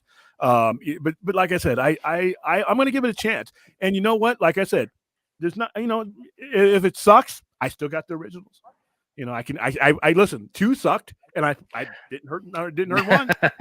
But one thing that I will, like I said, I will come after you guys. I think this has as much. I think this has about as strong a foundation though as like probably we could ask for a new Highlander. It has a milk magnet. It has a milk magnet. Yeah. Oh no, they make no mistake. They're going to show Henry with the shirt off as much as they possibly can in this. Yeah, that's what they're going to do. And like I said, other than the only thing that you could do to have me not give you a chance, like I said, if I hear if I hear some trendy hippie version if they're from Zeiss, they're not going to do that. Oh my goodness. Or if I hear "Don't Lose Your Head," sung by Billie Eilish or something like that. No offense to Billie Eilish, but that's just not it. If I hear, Who Wants to Live Forever, and it's like, we'll skip, if it's Taylor Swift or some kind of, nothing against Taylor Swift, that's not it. But it doesn't fit. It doesn't fit Highlander, yeah. Yeah, if it's Highlander is as much a part of, or Queen is as much part of Highlander is the fact that the MacLeods are from Scotland. It is literally just like you just have to do. It's not like Flash Gordon where you could redo Flash Gordon. That was one of Queen's, right? But Highlander, that song, Princess of the Universe, might be one of the most famous soundtrack openings. And the way it's opened, the way you open it up with the Freebirds coming out. And it's just like, like I said, but all right, guys. Well, we covered that topic. Oh, by the way, one last thing I mentioned though, it's like if they were to do any like fourth wall breaking kind of like like you said, like if they did like Billy Idol, Don't Lose Your Head or anything like that. If they were to do anything like that, I could see maybe them doing something like Connor introduces himself to like a human character and kind of gives his backstory. He's, oh yeah, I'm immortal, and this and this. So what are you from? And they ask him, so what are you, an alien? It's like, no, what? That's stupid. It's like if they wanted really kind of be on the nose, maybe they might do that. It's like, you're not going back to Slice. I didn't want to go back to Slice. And he's old and they de-aged him. I'm like, I remember watching that and Rip Torn is, rest in peace, great actor. Coolest name, Rip Torn. Christopher Lambert. Yeah. I went into this movie and they didn't let you know the premise of the movie. When we saw it, I saw this back in 90 or 92. They did not let you know what the premise was. They just told you it's a sequel to Highlander. So when you go into saw it, I'm like, okay. And I'm sitting in this movie, and I think it's 16-year-old me sitting in this movie wondering, I know that 49-year-old me is going to fucking hate this movie just sitting here watching this. And it was horrible. Wasted performances of Rip Torn. Virginia Madsen she was at her height, like, yeah. Then she was doing, she was doing some great stuff. And then that happened. Oops, hold on. Let me make sure. Do you think they have any like it? Is telling me I don't want to. Do you think they have any casting in place other because it said they hope to start filming it in early 2024? Do you think there's any casting in place we don't know about other than Henry? I think they got the whole movie casted. Okay, so we hopefully would hear like Scott Adkins or Michael Jai White or any of the other immortals are going to be swinging swords and throwing kicks and all that. Yeah, and I'm interested to see what the fighting style is going to be. Like you said, we know this director what he's capable of doing. Is he going to come up with something different, or is it going to be the lumbering? Anytime the 8711 guys are involved with like. With fight choreography at all. I mean, it's like those guys haven't missed for me yet. And John McFord, that's my number one for this year thus far. So I've got I got nothing but anticipation for what the new Highlander is going to be with under the guidance of the director of John Wick. And that's another thing that's going to give it a. They are going to market there. That is going to be such a market. That will be in every trailer, every poster from the director of John Wick.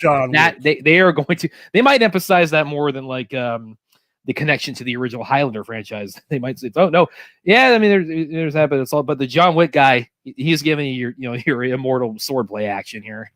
Well, it's a better connection because I mean, Highlander was released in 1986. We're talking about a 36, 37-year-old movie. So yeah, it's probably your best bet is to connect it to movies at this generation. And guess what? When they watch the people who watch John Wick, I implore them to go back and watch Highlander. Watch the show. So hey, all right. Chad being a former stunt guy, I mean, I'm going to look this up actually, see if he for all we know, he might have done something with one of the kind of earlier Highlander iterations. Look it up real quick, because he was. I mean, he was the guy who we finished up Brandon Lee Sees on The Crow, so he's been around as far as the stunt industry goes. Fourth is flirting with extinction here. He always is. What if it's a T-Pain cover? No covers of Queen. I really don't like Queen. Yeah, Night Moves. Night Move is pretty decent. Yeah, there's only one Highlander theme, guys. Yeah, hey, listen, Lambert was great in other movies, but I just he's not, to me. He's Highlander. I mean, my intro to him obviously was I could have seen Brandon Lee as Bruce Wayne. Yeah, my intro to Christopher Lambert was him as Raiden in Mortal Kombat. Discovered Highlander a little bit later. Oh my goodness, Lambert was Raiden for the original Mortal Kombat. That's a great video game of that. Yeah, a lot of people like him. Like, to me, he's always going to be Connor. He's always going to be Connor McLeod to me. I'm not seeing any Highlander stuff in his stunt credits, but he was definitely around when the original series was being produced. So he's shown his pedigree as far as like handling action movies. So yeah, I got nothing but just tons of anticipation for this new Highlander. Yeah. Hold on. Yeah, I'm all for it. Like I said, I'm gonna have to take myself out of the mode of comparing it to the original. Again, you've got I think what works in its favor in that is the fact that, again, you've got like two good things in the whole franchise to compare, which is the original movie and the TV show. It's like otherwise we've got like a lot of major letdown as far as Highlander is concerned. So, but they definitely, I really hope, and I think they will. It's like show the historical backdrop and scope of it. Show Connor, show the Immortals, like really show them through the ages. I mean, take a deeper dive than the original did if you can on that. Yeah. Like I said, and I love the fact that like you would have guest stars from like that were in major bands. Like I said, the Who, Roger Daltrey was an Immortal. Yeah. He gets killed, but there was, like I said, you had stars of the day. This show went from being a surefire cancel, I'm going to get one season, to people wanting to be part of it. It's like, damn, like I said, and then they had the Raven, which wasn't bad, but it just wasn't Highlander. All right, Rhea, William, riddle me this: your beloved The Crow has a cover from Nine Inch Nails on the classic Joy Division song. Why no covers for Highlander? No. I'm sorry, Ray. I love you, but all right. So, how do I say this? The Crow was an ensemble. Was an ensemble, eclectic group of people putting together music that reflected the mid-90s music scene, the mid-90s alternate scene. That is the body of that soundtrack. No matter what was remade, it was the people of that time. It was Nine Inch Nails at the height of their powers. It was Stone Temple Pilots, like literally, like It would be like the same thing if somebody did the Big Empty. Somebody tried to make if they open up the Crow movie with a cover of the Big Empty, because that's that song and that band, how they performed it, was synonymous with the Crow. It's only in the movie 2 seconds, but it was the song that they used to push it. Now, when you're talking about Queen, I'll be right back, man. yeah, you're talking about one band that did the entire soundtrack, and the soundtrack shaped the perception of that movie by that one band. There's no one band that is connected to the Crow entirely. You have songs that are famous. The Big Empty is the biggest song on there, but you had other ones on there. You identify the actual soundtrack and the eclecticness of it more so than you associate any one band. When you think of two movies, Flash Gordon and Highlander, that's Queen. When you think of Queen, you think of them. You think of them, you think of Queen. They are synonymous with each other. They defined the culture of the movie. So if you were going to use those songs, you would need, in my opinion, it would need to be the Queen. I'm back. Or don't use those songs. If you're going to create your own atmosphere, go ahead and create your own atmosphere and with new bands, contemporary bands. But if you're going to use those songs and how they've been known and performed for 40 years, that's how those songs are going to, and I don't think anybody's going to accept it. Those versions of those songs, specifically Prince of the Universe, is synonymous with Queen and no one else. No one else. Whereas the Crow, it's different. You have a bunch of different artists on the movie. Yeah, you have some covers. You have Nine Inch Nails, but it would be different if Nine Inch Nails had did the entire album with original stuff, and then somebody came. It's just different. I just think it's a different feel. I hope I answered that well. All right. Question, William. Would you be fine? He's very clearly dead set on it. It's Queen or bust. I'm not fine with Adam Lambert being lead singer of Queen. And this is nothing against Adam Lambert, but he's singing songs that Brian May and Deacon and all those guys wrote and crafted their skills around Freddie Mercury's voice. Freddie Mercury crafted his vocals and hit his pitches to coincide with what he was hearing from Brian May and everybody else. That's how the music came about. That's how the sound came about. That's why a lot of times when you see a band change its lead singer, a lot of times they go and make their own music and they don't feel very comfortable playing the other music. And except it's Journey, it's rare. But if Van Halen, when 5150 came around, that was Sammy's band, and I saw them in concert several times. They do very little stuff when I saw them from the David Lee Roth era.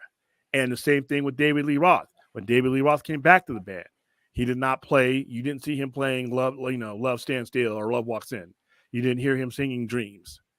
And if he did, very rarely, because his voice was not tailored to the music that they wrote for Sammy and vice versa.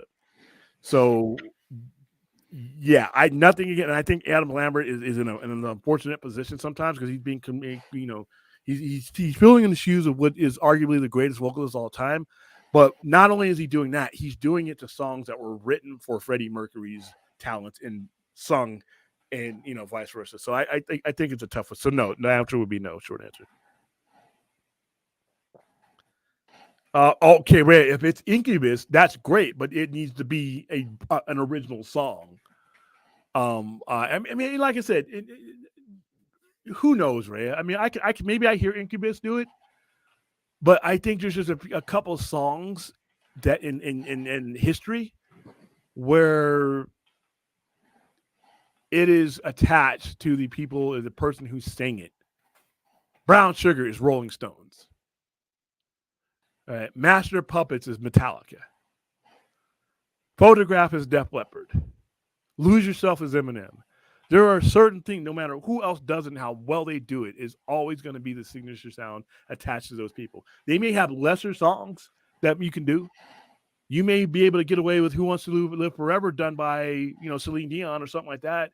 you may be able to get away with that. But when it's the signature song, when it's Princess of this Universe, I don't know. I would rather see Incubus, who's a decent band, do a brand new Highlander song that fits the era that they're in, if they're going to do it at all. Either use, in my opinion, this is my opinion, not either use Queen or come up with music for this iteration of Highlander. That's just me. By the way, I just saw. Yeah, well, it wasn't that. It was another comment. I saw. It was Chappie asking me what our thoughts on the Island of Dr. Moreau with Val Kilmer. That movie is horrible. Yeah, that movie is like there's literally a document. It's like Island of Lost Souls or something.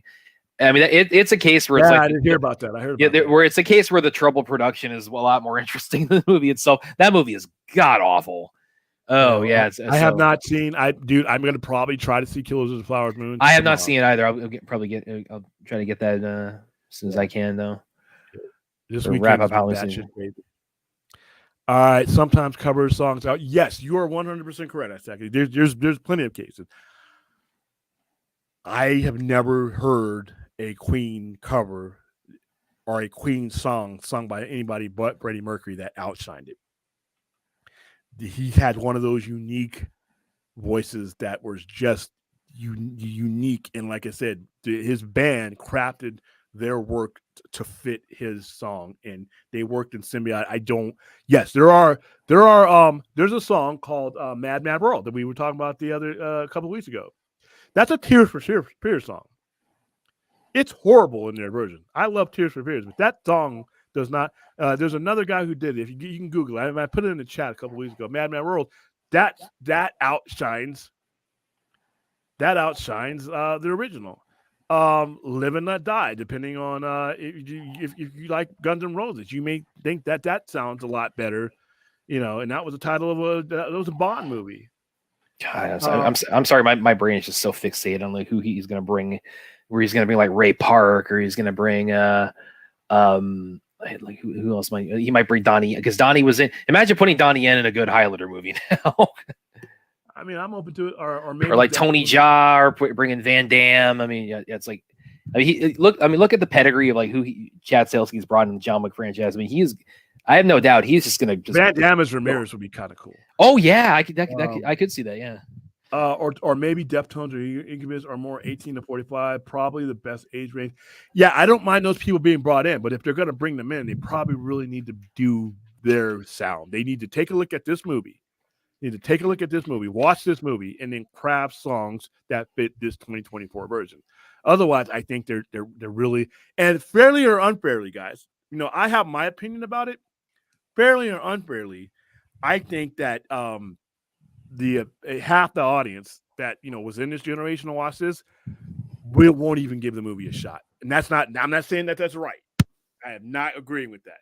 I'm just saying, if you hear Princess of the Universe and it ain't Freddie, I know I know my fellow fans. I know what they're going to do.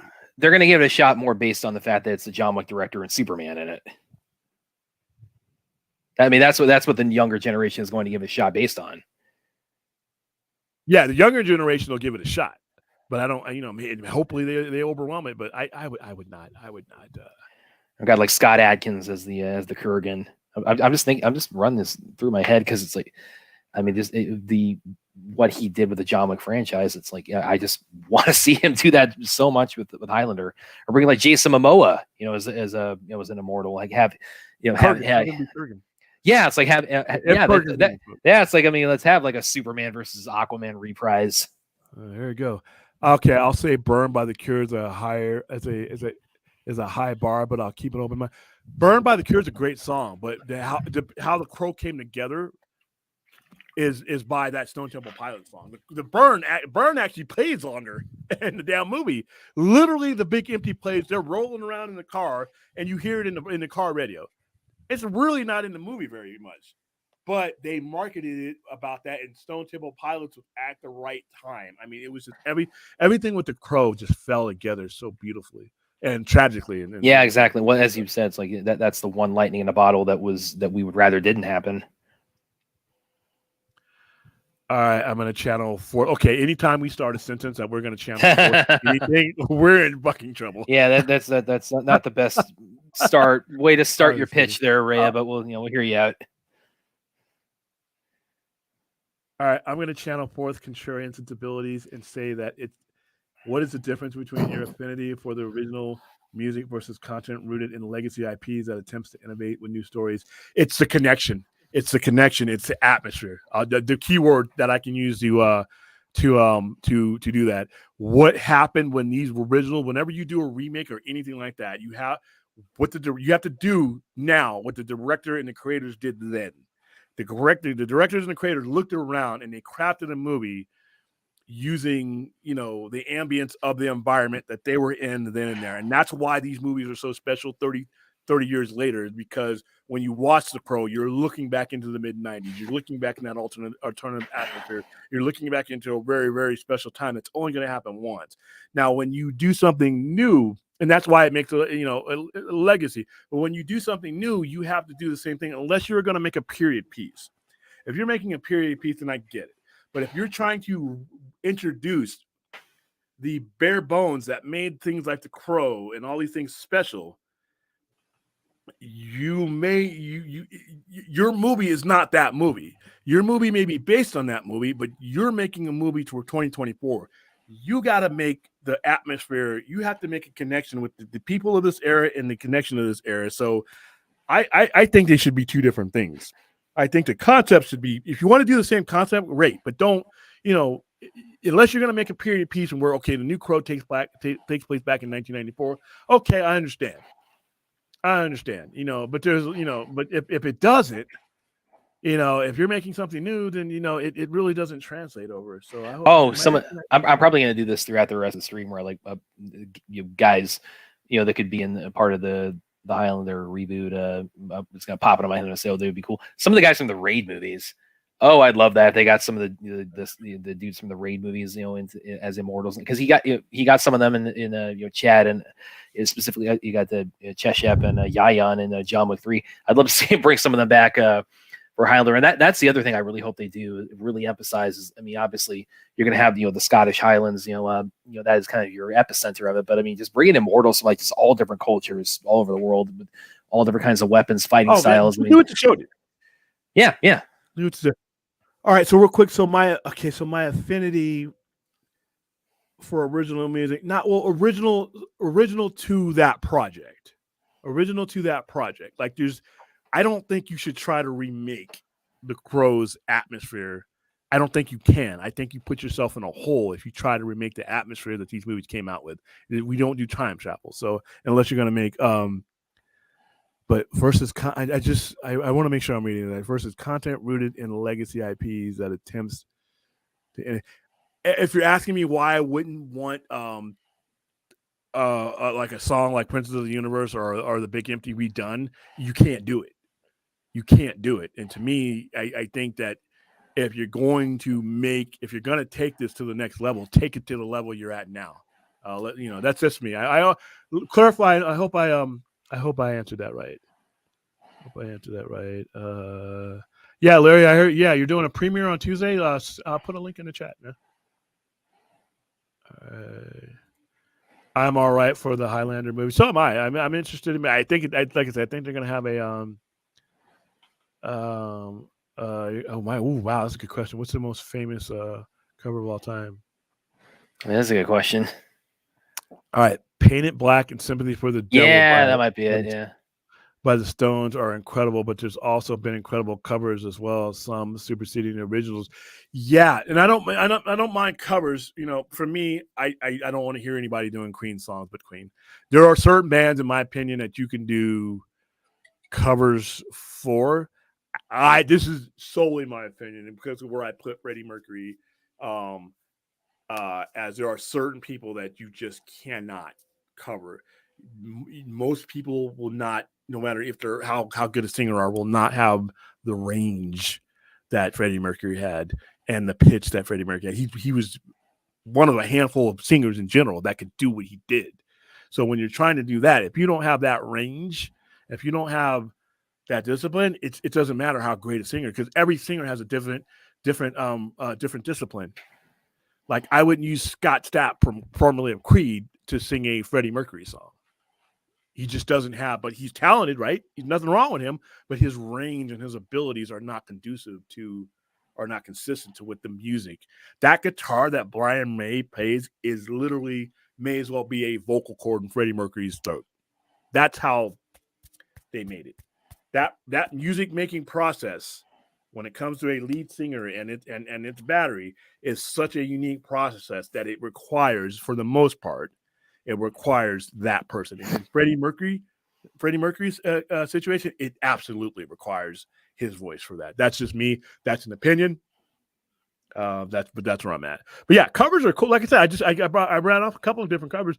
So sometimes you want to you want to hear, in my opinion, you want to hear what someone else's voice means to, like Tori Amos. I would like to hear her do some Indigo Girl songs, maybe. Because I think that the range and what she does is close enough to transform that song. Now, once you put somebody else that's not Freddie Mercury to transform a Queen song, a lot of these bands, were a little bit further away from that vocally. Not Brian May and Freddie Mercury. It's literally like they were sharing the same brain. Hey, you know what? I could hear, maybe tomorrow I'll hear somebody do a Queen song, and I'll be wrong. I'm open to being proven wrong. It's just how I feel now when it comes to Freddie Mercury. All right, so once again, all right, so what we've got? We've got Cavill out the way. We got we got some deaths out of the way that I really didn't want to talk about. What's on the thumbnail? Let's see. What are we talking about? All right, so the next topic is going to be something near and dear to me. I actually knew what this topic was going to be. I've actually mentioned that it was going to be last week to this week, and usually you guys know I squirm around when it comes to my comic turning point story, but this one was easy. Gotham by Gaslight. Yeah, fresh off of our conversation about Elseworlds, let's talk about the very first one that was ever done. This preceded Kingdom Come, right? Yes, this preceded by Kingdom Come. I think 4 years. No, 6 years. This came out in January 19th. Quite a bit there, yeah. Yeah. So this is Mike Mignola. Right before his run on Hellboy, he had done a couple of different things. This is one of the characters. He would go on to work for Dark Horse Image. Mark Waid was an editor on this. Brian Augustine was the writer. This was a cool thing for me because I grew up studying Jack the Ripper. I have a very morbid, sense of whatever. And obviously we've done Jack the Ripper here. For 2 nights, we reenacted all 5 Ripper murders. I had dead body set up. I had entrails. I had everything. And we invited the public. Yes, you had to dress up and everything. We had suspects and everything like that. And you had to walk around the plaza, going to all the businesses of the plaza to get clues. And if you bought something from the plaza or from the like, if you bought something from a Vamp Pop bookstore, you got another clue. You got a bonus clue. Everybody, just by visiting the businesses, got one clue about a suspect, a body part, something like that. But if you bought something from the establishment, like if you bought something from Sister Kim, something like that, you got another clue that puts you ahead of the game. So the whole point of it was obviously retail to get people out here.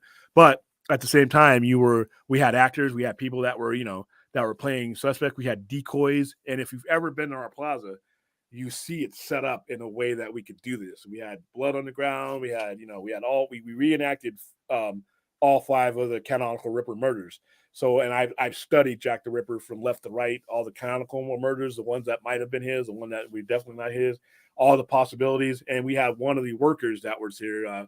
One of the boutiques actually was the actual killer. When you got to, at the end, we put everybody in this big classroom, and they had to make their case with evidence. They couldn't just say, well, we think that guy's a Ripper because he looks shady. No, we left evidence around the plaza, and they had to use that evidence. If they just said, I guessed it him, and they guessed it right, they weren't qualified to win the prizes. They actually had to take the evidence that they put together, their pads, everything else. We even had an autopsy. Where I had a girl laid down, and we had a prosthetic put on for her with all the wounds of the Ripper, and we opened it up, and that's how the clues of what kind of weapon was used to do it and all that. So we even had, you had to take notes. We did it all out. So Jack the Ripper's, I'm a big Ripper fan.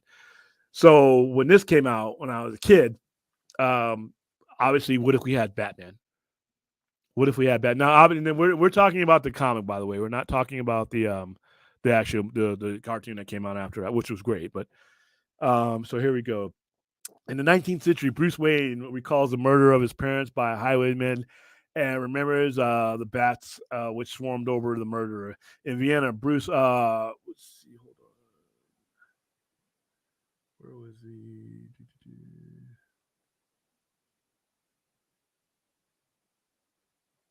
Okay, hold on. I just wanted to make sure I had highlighted, but all right. So Sigmund Freud.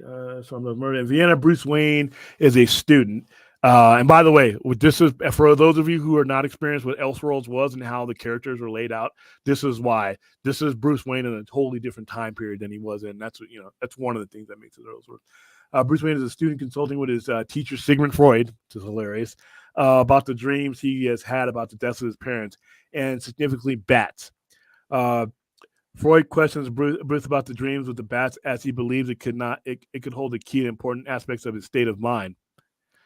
That's just I've always said Batman's it's not okay in the head. Bruce dismisses his theory as he believed his dream is not some symbol-laden puzzle, but rather a prosaic replaying of the actual event. Bruce then thanks Freud for assisting him in his study of human psychology and announces his intention to return to Gotham City. A week later, Bruce departs from London on a passenger ship and expectedly meets his family friend, Jacob Packer, a personal friend of Thomas Wayne. While Bruce knows Jacob as amusing and kind-hearted, he also knows Jacob is remarkably crude, especially around women. After arriving in Gotham City's harbor, Jacob parts ways with Bruce, and Bruce is reunited with Alfred Pennyworth. Bruce and Albert arrive in Wayne Manor, and Bruce asks if Albert. Okay, let's see. I want to get to the right. This is where he actually becomes Batman in this period here.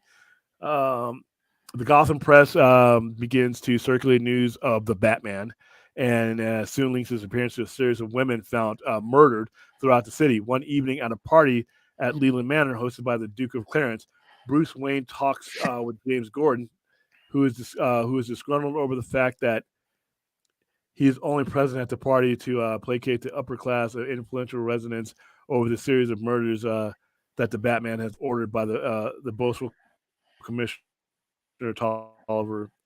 So it's basically he's being accused of being Jack the Ripper. Eventually, identity of the murderer is announced by Tolliver to be Jack the Ripper. While patrolling the city as Batman, Bruce ponders whether his mission of crime fighting was necessary from the start as a public judge and more as a monster than a hero. So that's basically what this is about. This is if Bruce Wayne had gained his identity and applied the psychology that would make him Batman in pretty much any reality to here in the era of Jack the Ripper. And how I thought more interesting. What if we had Bruce Wayne when the Ripper murders were being committed, even if we didn't have modern? Because right now, Jack the Ripper would have been caught in like a day. In London, there's cameras every inch in London. You can't move, even in Whitechapel. What is Whitechapel now? There's cameras everywhere. When you do the live tours of the Ripper tours, you see cameras there now. And they even tell you this would never happen today. CSI, they'd have them. But this was 130 some odd years ago. But would Bruce Wayne, given his mentality and his skills of deduction, would he have been able to apprehend by Jack the Ripper? And it poses a question that was great. I mean, I love this. Not only this is a turning point because obvious reasons. It's the first recognized Elseworlds story. And we all know watching this show how much William is big on Elseworlds. Yeah, it just presents possibilities. Not only does it present possibilities like putting him and all the people around Batman in a completely different era and time, and seeing how things would still turn out very similar. But like I said, it gives you opportunities to take a different look at these characters. And this was the first one. This was it. This was the first time the term was used. And now 33, 34 years later, we're starting it off with Batman, with another Gotham By. I mean, you're doing it right, in my opinion. And I think this is going to be great because when you're reading this new stuff, you're going to refer to this. You're going to refer to Gotham by Gaslight. You're going to refer to Red Sun. You're going to refer to Kingdom. You need to be referring to Kingdom Come, Elseworlds or not. Kingdom Come is one of the great stories ever written. So, well, I mean, they did. Wonder Woman 84. They had the wingsuit. Yeah, you had the wingsuit. you had the Brandon Routh had the Kingdom Come suit on Crisis, and you had Kevin Conroy in the Kingdom Come suit on Crisis. So yeah, that's right. He had the suit. But you're like, you want them really just diving into everything they can pull out of Kingdom Come. Yeah, I want King and Legion of Superheroes too. We should do a counter. And I'm not, listen, when I say Legion of Superheroes, I mean cinematic or high level. I'm sorry, CW, no. When we're talking, they did have them on Smallville, yeah. Okay, when I talk superhero content, motion tour and real non-animation, I'm not talking about the CW. I'm not, and that's other than Superman and Lois, maybe. Even okay. But when I'm talking about big budget, high end stuff that they that they want you to go see in either a movie theater or they want you to get you to subscribe. Not something low budget they did on CW where they only had a certain amount to deal with and its channel on a network that has never made a profit. So yeah, I mean that's a tough situation for them to even be in. But no, they need to do something with Legion of Superheroes, and they need to do it. I mean, the fact that we haven't had something with Legion of Superheroes in all these years, Legion of Superheroes has been around since 1958, so it's not like it's new. I've gotten Venom. I'm getting a third Venom movie. I might get a Lobo movie. I got Hunters. I got Polka Dot Man. I've gotten almost got Wonder Twins. Wonder Twins and Gleek the fucking monkey. I've gotten all that, right? I've gotten all that. But Legion of Superheroes, which has literally been around since Adventure Comics 300 something, I need something like that. And I want to see it tied to the future. But that, even Legion of Superheroes, in a cinematic universe, Legion of Superheroes should probably be in Elseworlds if you don't want to connect it to the main line, which is fine with me. They just need to do it. But Gotham by Gaslight was so intriguing because remember, we're talking 1990. Comics were in a different place. It wasn't as easy to. It was easy to sell Batman in 1990. We're talking about less than a year. Yeah, we're talking 6 months after Tim Burton. You're talking about like selling Batman during the era of Jack the Ripper. Yeah. But it was a unique risk that they took. And once this broke through, once this sold as well as it did, you could move over to Superman and say, what if Superman landed in Moscow and not Kansas? Superman Red Sun. What about an older version of Superman and we're the villains of, where we kill a lot of our villains and kill a lot of our it involves a nuke going off. Yeah, we kill Shazam, we kill Captain Marvel. This one story gave them the go-ahead and the license to go ahead and say, we can do this, and they'll accept it. They'll buy it. So that's why Batman Gotham by Gaslight is my turning point story of the thing. Let's see. You watch the Superman. I watched the current. The current stuff is okay. The current stuff is good. Like I said, Batman, the animated series, is banned from the show. I'm just kidding. But yeah, it's just but the modern stuff, if you look at the modern stuff, like you look at Gotham, all the stuff, most of the stuff that they do if you haven't seen Justice League Dark Apocalypse War, do yourself a favor, give that a look, because that is just so balls to the wall. That is just yeah. I mean that's what I want to see from Darkseid in live action. Yeah, that fight scene where he's ripping them apart. Yeah. Hell yeah. You really want to see. You really want to see that. So yeah, I mean, but like I said, the Dark Knight Returns, they've done a great. They did the Wonder Woman anime movie. They did the Flashpoint Paradox. Justice League War actually was because I know you're not a fan of New 52, but I mean that intro up the JL origin in New 52, I thought was pretty well done, even with the writer behind it. And that anime movie I thought was a pretty good adaptation of that. Bob Dylan was the soundtrack. What movie were we talking about? Justice League War. Oh no, was that just? Yeah, that was Justice League War. Yeah, and there was also Justice League Doom, where they go up against the Legion of Doom. Okay. This, yeah, I'm sure. I bet I saw that. I knew you were gonna love that one. William thought on that sharing publicly stated that Max is profitable. I need more context. Max is profitable. Warner Brothers is it right now. but Max as an entity within itself is profitable. Yeah. It's been profitable for quite a while now. They announced that. The metrics that they're using is how much is invested in HBO Max, its content, what's being with the cost of it, the licensing, everything else that they either maintained or they cut or whatever to do, what that number is versus how much revenue it brings in per subscription. So I'm just going to throw out a number. If it's bringing in 500, if they're spending 125 million on maintaining the content, adding new content, everything else, and operating expenses, everything else, and they're spending 125 million, and the subscriber base amounts to 300 or 400 million, whatever, then it's profitable.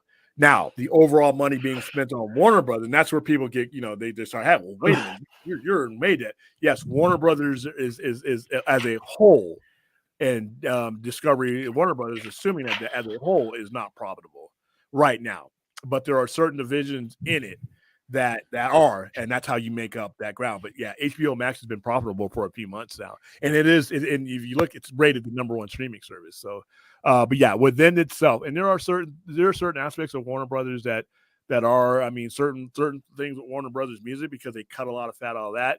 Now that, depending on what you're spending on it, but versus what they spend on HBO Max, after they've done all the cutting and what they're getting in on a quarter by quarter basis, it's more than they're putting in. So it's profitable. I know that's hard for a company that's billions of dollars in debt to even say that, but that mathematically, that is true. We need Jacob here. Yeah, we do.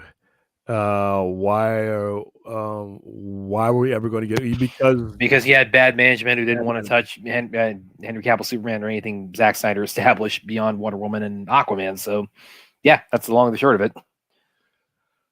Mighty Max, yes, technically she could. It would change their trajectory. They've actually done stories where that's been the case.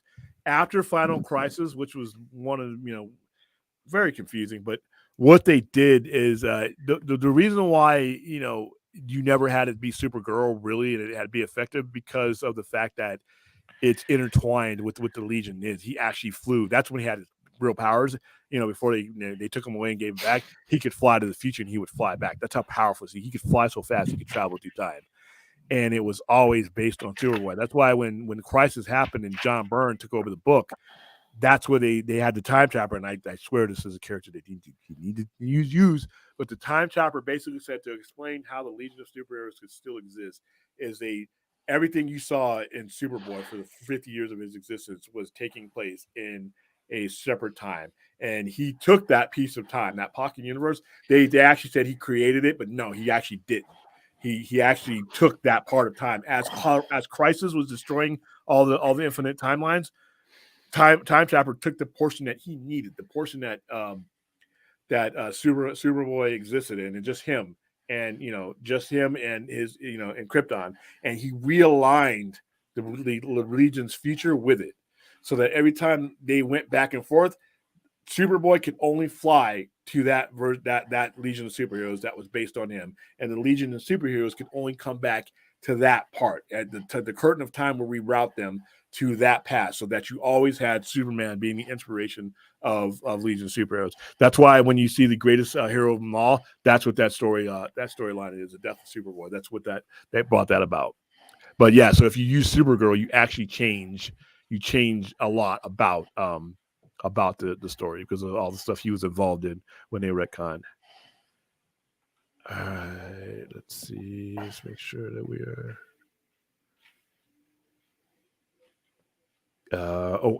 Epstein. How does Epstein get in my chat? How did that happen? I don't know either.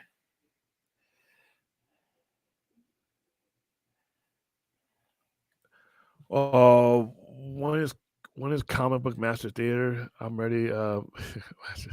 Ready for our audition? All right. Well, wait. Quick question. Thoughts on use of something in the way of Batman, good or bad? Very good use. Very good use. It flows seamlessly into the movie, and it's slow. To me, it describes the mindset, the soundtrack of the Batman. Everything about the Batman, to me, describes the mindset of that Batman. And I think we're going to see it evolve, and I really love that movie. I think it's the best overall Batman movie. All right, so we've gotten that down. So let's real quick, we're not gonna spend too much time on it because I promised that until these movies come out, I just don't care as much about them as I feel once they get closer.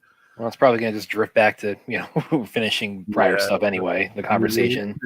But this picture came up. Yunji. This is a picture that James done. Well, now I'm kind of curious, like, because he has done a few of these. I mean, it hasn't really, I mean, how much is the strike impacting his ability to tease or allude to anything? Well, he could still I still think he should be out there putting out news in a better. And we've already discussed what I think it should be a better format about.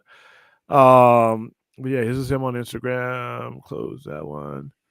So yeah, it's yes. Jeez, Wonder Woman got it for you. Yeah, I this intrigues me. I don't know if this is what he would use. But I've always liked that version of the character. I've always liked Dead Earth, Wonder Woman Dead Earth. I mean, I want to see a Dead Earth. I would love to see Gal Gadot come back and do a Dead Earth. Yeah. Well, we all want to see, like, just in general, the whole league come back. Yeah, either Dead Earth or Well, and actually, since this is being Dead Earth, could this be like his first real tease? One thing that kind of occurred to me is, like, with this being God of War and everything you said, could this be like his first real tease of anything Elseworlds related? Definitely. Okay. I could see this because I don't know if his Wonder Woman is going to. I mean, if I don't know if this is Paradise Lost would lead to this, or would this be something? I would love to see this be something off on its own. And this, I would love to see this version of Wonder Woman play. I still think there's a role for Gal Gadot to play a Wonder Woman like this. Battle ridden, just bulked up, just looking like this with the helmet. The Goddess War. I would love to see this. I think that. I still think there's mileage left in her in that character, even if you were going to, because it's got to be a while before we get a Wonder Woman. I think Paradise Lost is going to run its course before we get his Wonder Woman. So I wouldn't mind seeing that. Well, I mean, it's like I would expect that Zach, if you ask him, this was like always his conception. Like in the final battle with Darkseid, it's like the Gaul would basically take on the God of War look. All right, guys, no Hillary Clinton or George, no more Epstein. Stop it. Yeah, guys.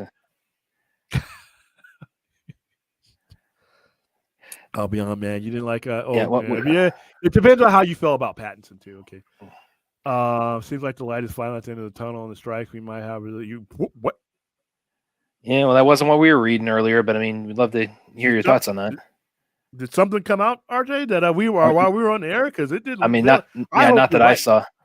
Not that I saw. I mean, as far as like hard news, but because the article we were reading, I mean, the temperature on that was as far as like an ending being in sight. I thought the temperature on that was kind of lukewarm at best. Yeah, hey RJ, if something happens, it needs to end. It needs to end. It needs. Although I still say it's like that whole like we got to get by November 1st or it's gonna screw. It's already screwed up your plans. Well, that might, to me, that shouldn't affect. I mean, obviously the damage is done there. So, but Mighty Racks, could Snyder make a WB product considering his Netflix? Yeah, his Netflix picture deal is a first look deal. That means that Netflix gets first look at an original concept. Netflix cannot have a first look deal for a property that they can never own. DC Warner Brothers owns all DC products, so they could never get that deal could not apply to something that they could never get first. And to extrapolate on that, if in the, let's say, the scenario where the whole sell to Netflix concept, if that were to happen, even that they wouldn't be like selling the IP outright to Netflix. It would be something like, okay, you guys get to do like this and this with it. No, that's a license. But it wouldn't be like we're just transferring ownership. Yeah. It would basically be like the Sandman. Sandman is wholly owned by DC Comics. Yeah.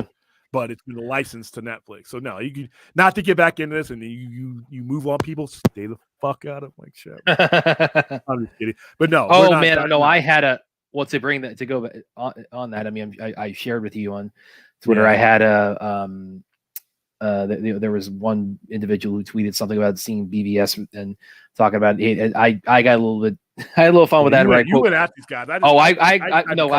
Because I quote tweeted for anybody not aware. I quote tweeted saying it's like, isn't it crazy how it's like this? These guys keep they just cannot shut up about how much they hate Snyder's DC movies, and it's like, and we're the ones they're telling to move on.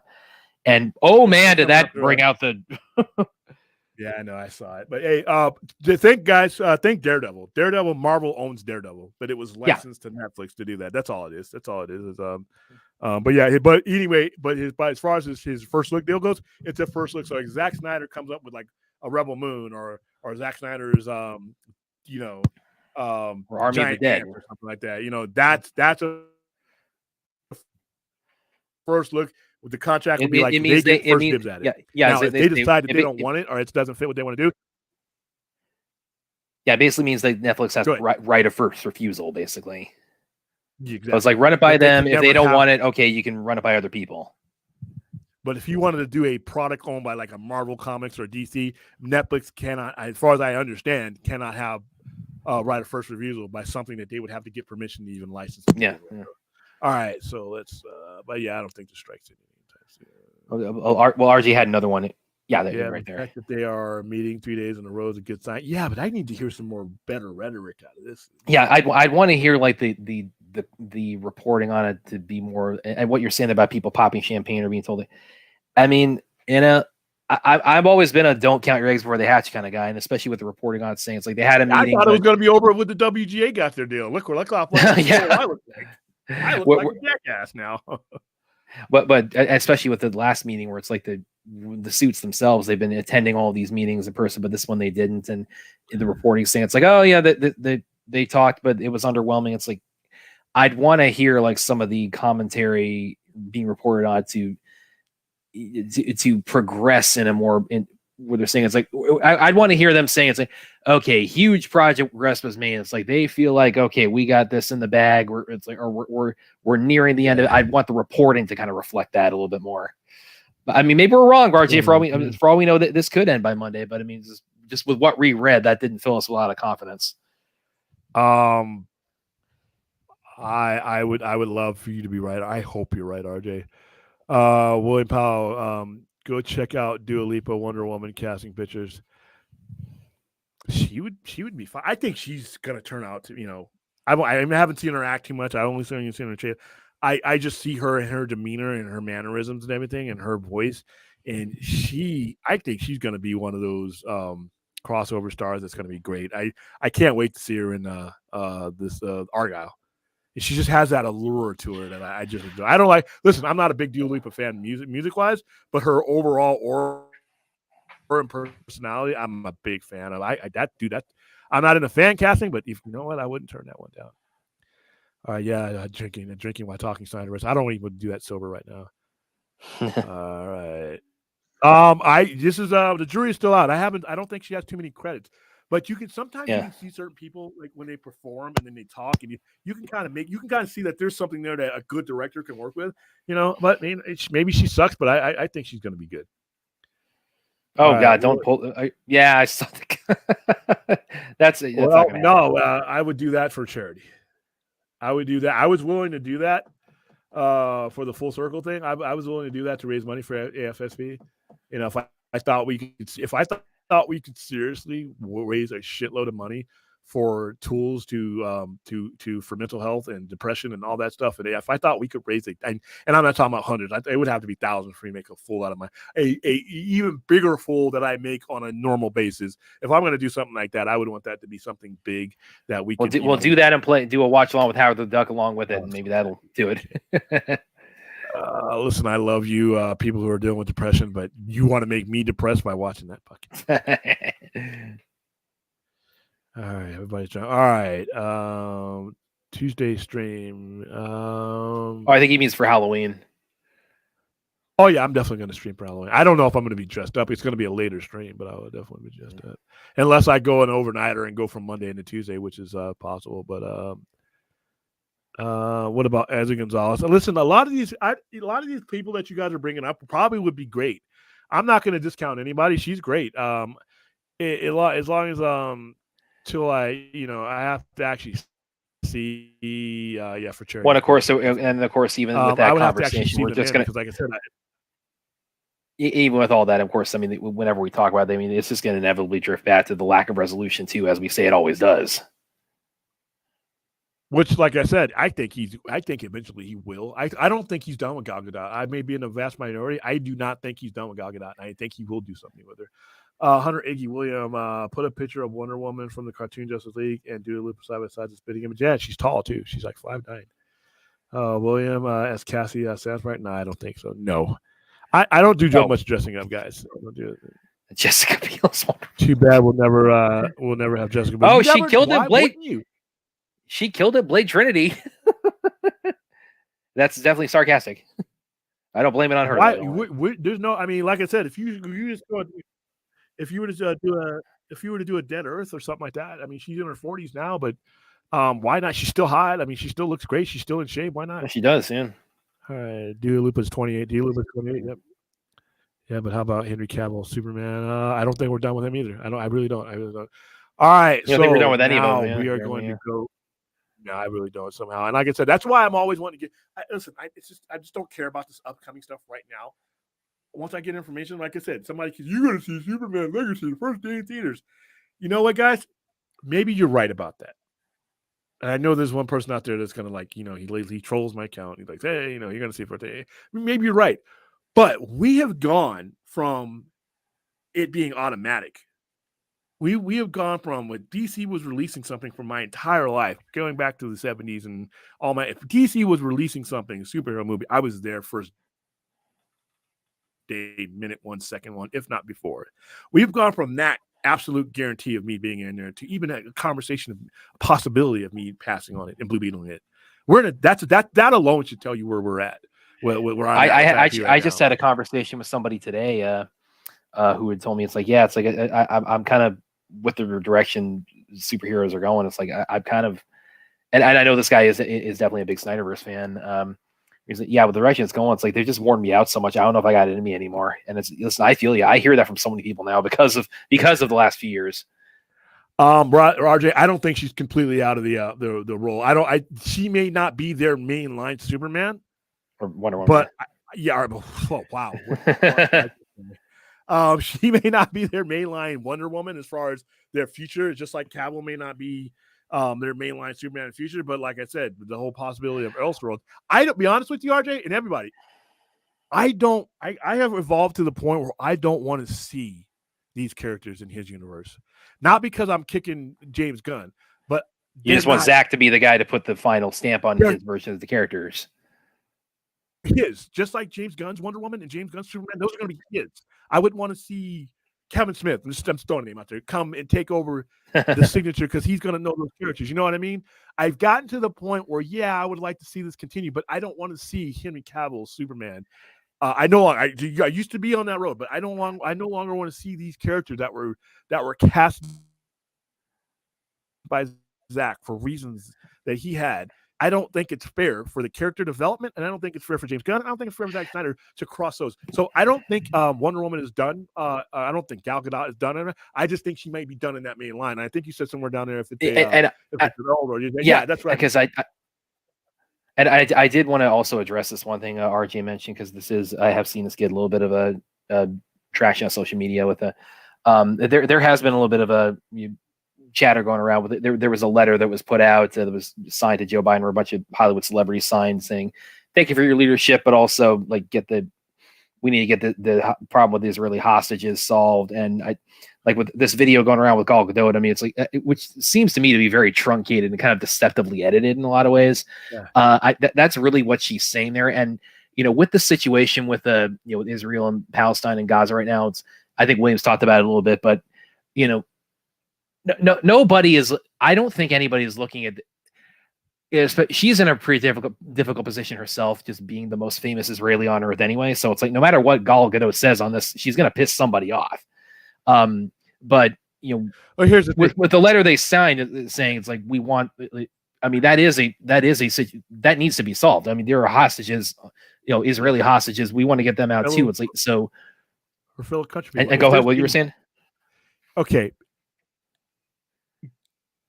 Regardless to what you feel about the situation in the Middle East right now, plus, like I said, I have very strong opinions about it. Gal Gadot is a citizen of Israel. Gal Gadot has served in the Israeli military.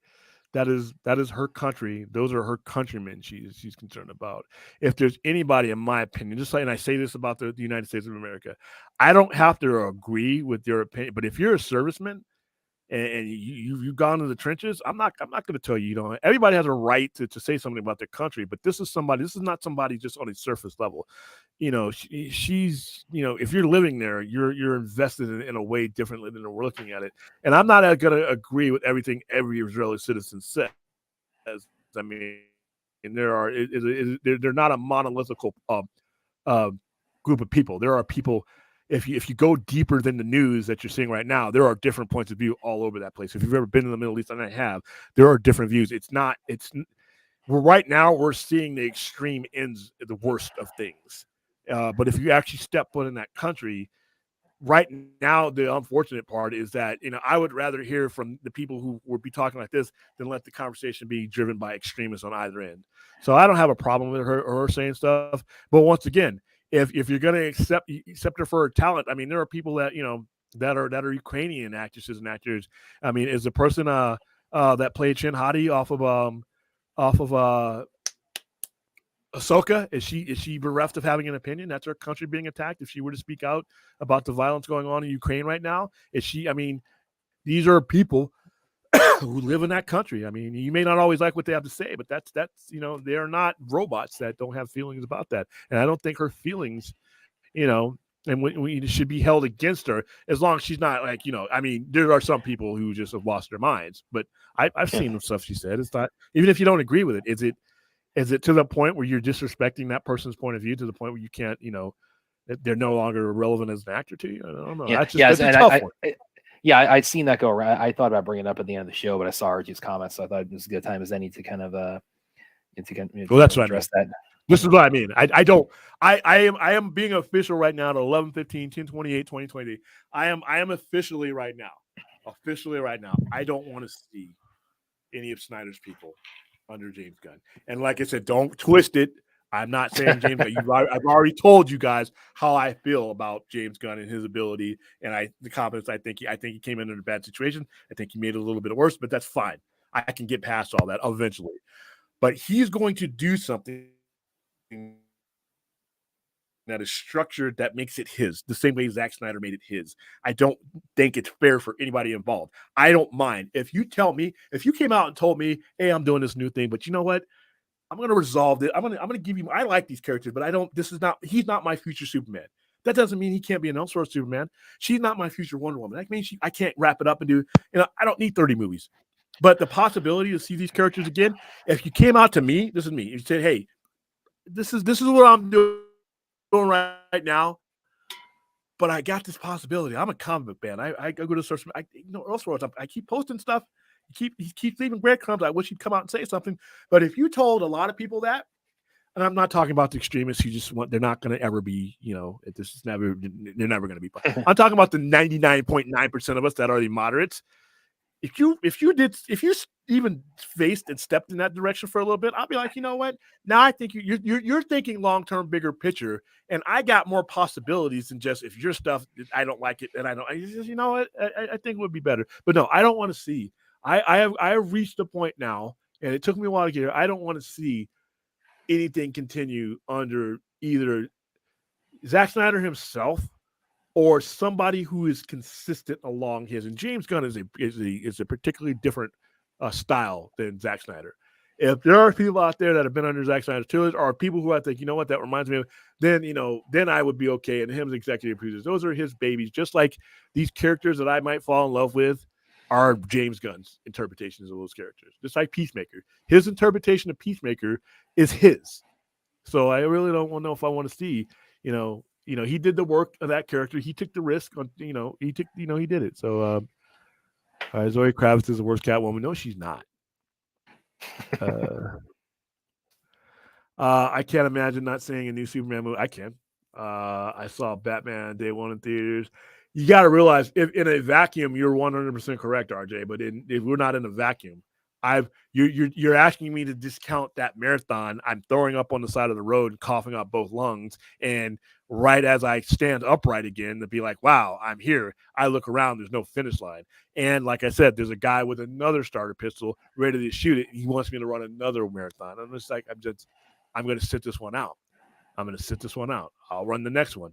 If this next one goes right and there's a finish to that next one, or there's some progress in that next one, and it doesn't look like the world's going to be pulled out from under me, you know what? Then I'll start engaging, because I'm a guy who wants to engage in everything. I'm not a one-off guy. I know some people love that way, but it's not me. All right, but see, Eartha Kitt, Leggy Kravitz, Hobbit. Oh my goodness, you've lost your mind. News on Constantine 2 might be back in Constantine 2. Have you heard anything about that? Oh yeah. There was a little bit of a report that that Constantine 2 is still, which that would be an Elseworlds. So the director was talking a bit about that. There you go. I mean, obviously they can't get any traction on that right now until the strikes are over. But I mean, Keanu. I mean, he's just got so much pull and goodwill. I mean, a lot of it, of course, from John Wick, but also, just with his career of the last 10 years. Are you gonna pull it up? No, I just had to redo my thing so that my sound was in sync. But yeah, yeah. Let's see if I can. Let's send it to you real quick. Yeah. All right. I mean, it might have been a good topic to include in the thumbnail. I got it late. Let's see. Spider227 has subscribed. Thank you. Kristen Richards has subscribed. Tyler Holston. Just the end it to you. All right, I'm looking at my Streamlabs to make sure I'm not ignoring it. All right. X. I hate X. Just you bring Twitter back. Yeah, I don't know what the hell the whole name change purpose was. I mean, it's kind of like going from HBO Max to Max. It's like you had it right the first time. All right, post credit. It's fucking stupid. All right, is this an article or is this a post? Let's see. Is this an article or is this just a post? All right, hold on. Sure. Okay, it's a post. Okay, let's see. Let's get rid of Wonder Woman. Not for good, but just stop screen. Present. I hate the new steps that it has in here. There we go. All right, post-cred pod. Director Francis Ford Coppola. Director Francis Lawrence says the sequel will utilize the fact that John Constantine is one of the only comic book characters to and that's kind of building off of some other interview he gave where he said, yeah, we're hammering away at the script, but we're working hard on it, and just kind of giving the kind of update he can give with the strikes right now. But yeah, again, that would definitely fall into with the first movie, the first movie that was before Cinematic Universes, obviously, but this would fall under the Elseworlds category. I don't know how you make Keanu Reeves of all people look like an old man Constantine, but have that if you can. Yeah. Makeup. You got to de-age a 60-year-old man to look like these sons of bitches. All right, so we're gonna go. I think Keanu is just at the point in his life now where he's starting to resemble a man about 20 years younger than he actually is. These damn people. And Donnie Yen also, because both him and John Wick 4, like Donnie just turned 60, and it's like he looks like at most he's like 40. That's a shame. And here I am. Ray also has a good one down here. Keanu's Berserker Netflix series is down the line too. Not much. And yeah, of course, for those of you who aren't aware, like Keanu created a comic book line with Boom Studios called Berserker, about this character B, who's this this immortal half god who's lived through the ages, and he's kind of been he's been this warrior for and he has kind of this inclination of violence that he's trying to get away from, and he's sort of been appropriated as a government assassin. It's been a good read. If you haven't read it, I highly recommend it. I'm looking forward to what they're going to do with it on Netflix. Let's see. I'm looking down to see where I can find it. I would invest in doing an animated movie if possible. I think you might do both. I think you should do, if you're going to do Elseworlds, I think you should do it like What If, but actually make it good.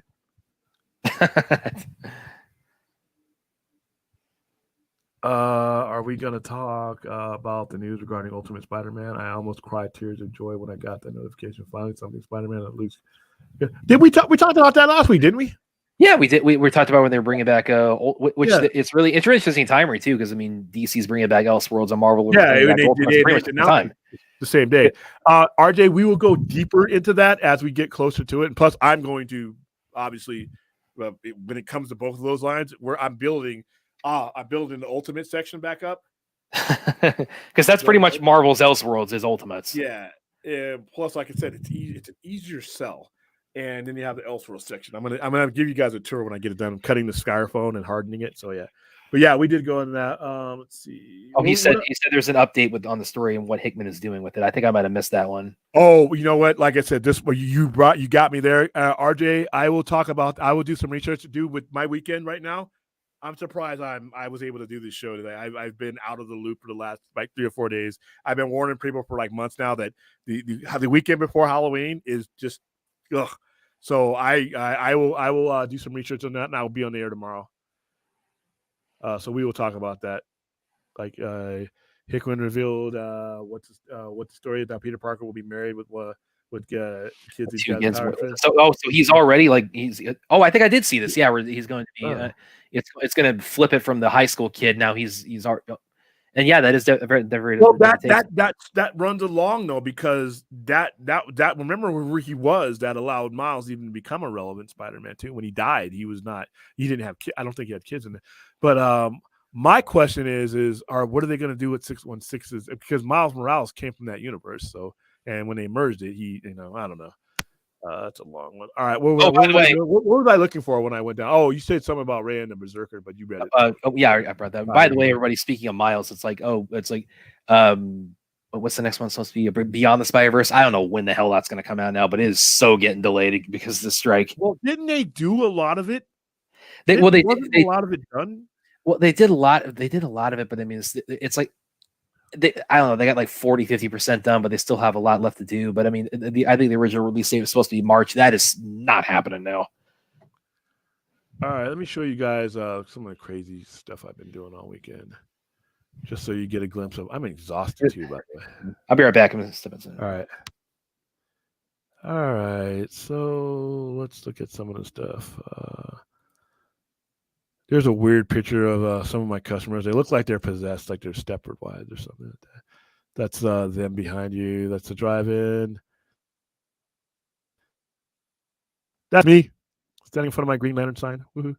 Look like shit, but I feel good. That's me in front of the flyer for the show tonight. It's my Baby Yoda section.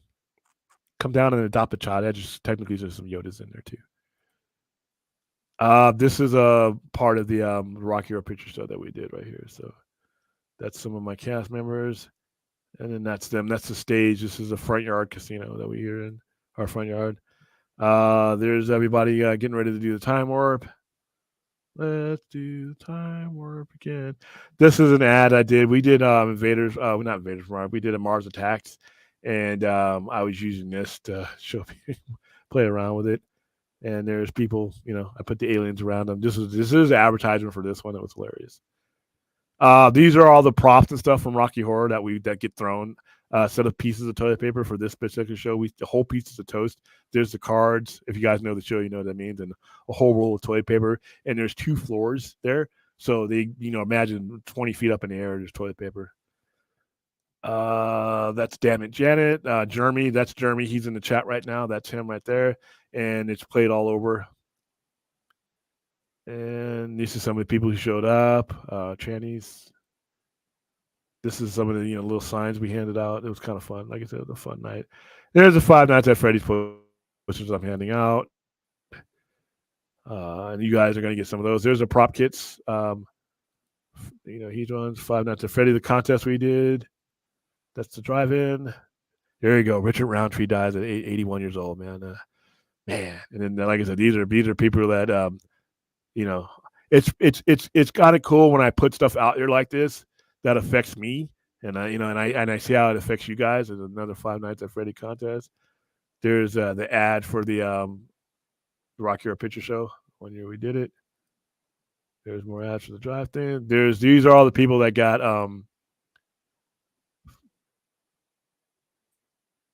Five Nights at Freddy stuff. There's ads for the movies. There's people who got the t-shirts and the little mini posters. These people were lined up waiting for me when I opened up that morning. How happy they are with their giant posters. Okay, I'm back. Sorry. Yeah. Now this guy, I sent to John Wick with his daughter. He's wearing his John Wick shirt, and then he's got a Five Nights at Freddy. Oh, that is pretty good. Yeah. That's all the swag we got from Five Nights at Freddy. Like I said, that guy was waiting. Like I said, this was early in the morning. They were waiting for me when I showed up. Oh, Sister Kim's. Oh, there we go. Hold on. Let's look at this. Oh, look at that. Look at that. Somebody's getting bloated fries. Like, oh my goodness. This is food porn. Oh, look at that. Look at that. And I got a burger here too. They ran out of ground beef today because they had such a big sales day. So I am eating. Hold on. I'm eating healthy. If you can call it. Is a turkey burger healthy? I mean, it's turkey, so. I mean, not for the turkey. It wasn't healthy for him. Let's see. I didn't even take a look and see what this looks like. I'm pretty sure. Oh my goodness.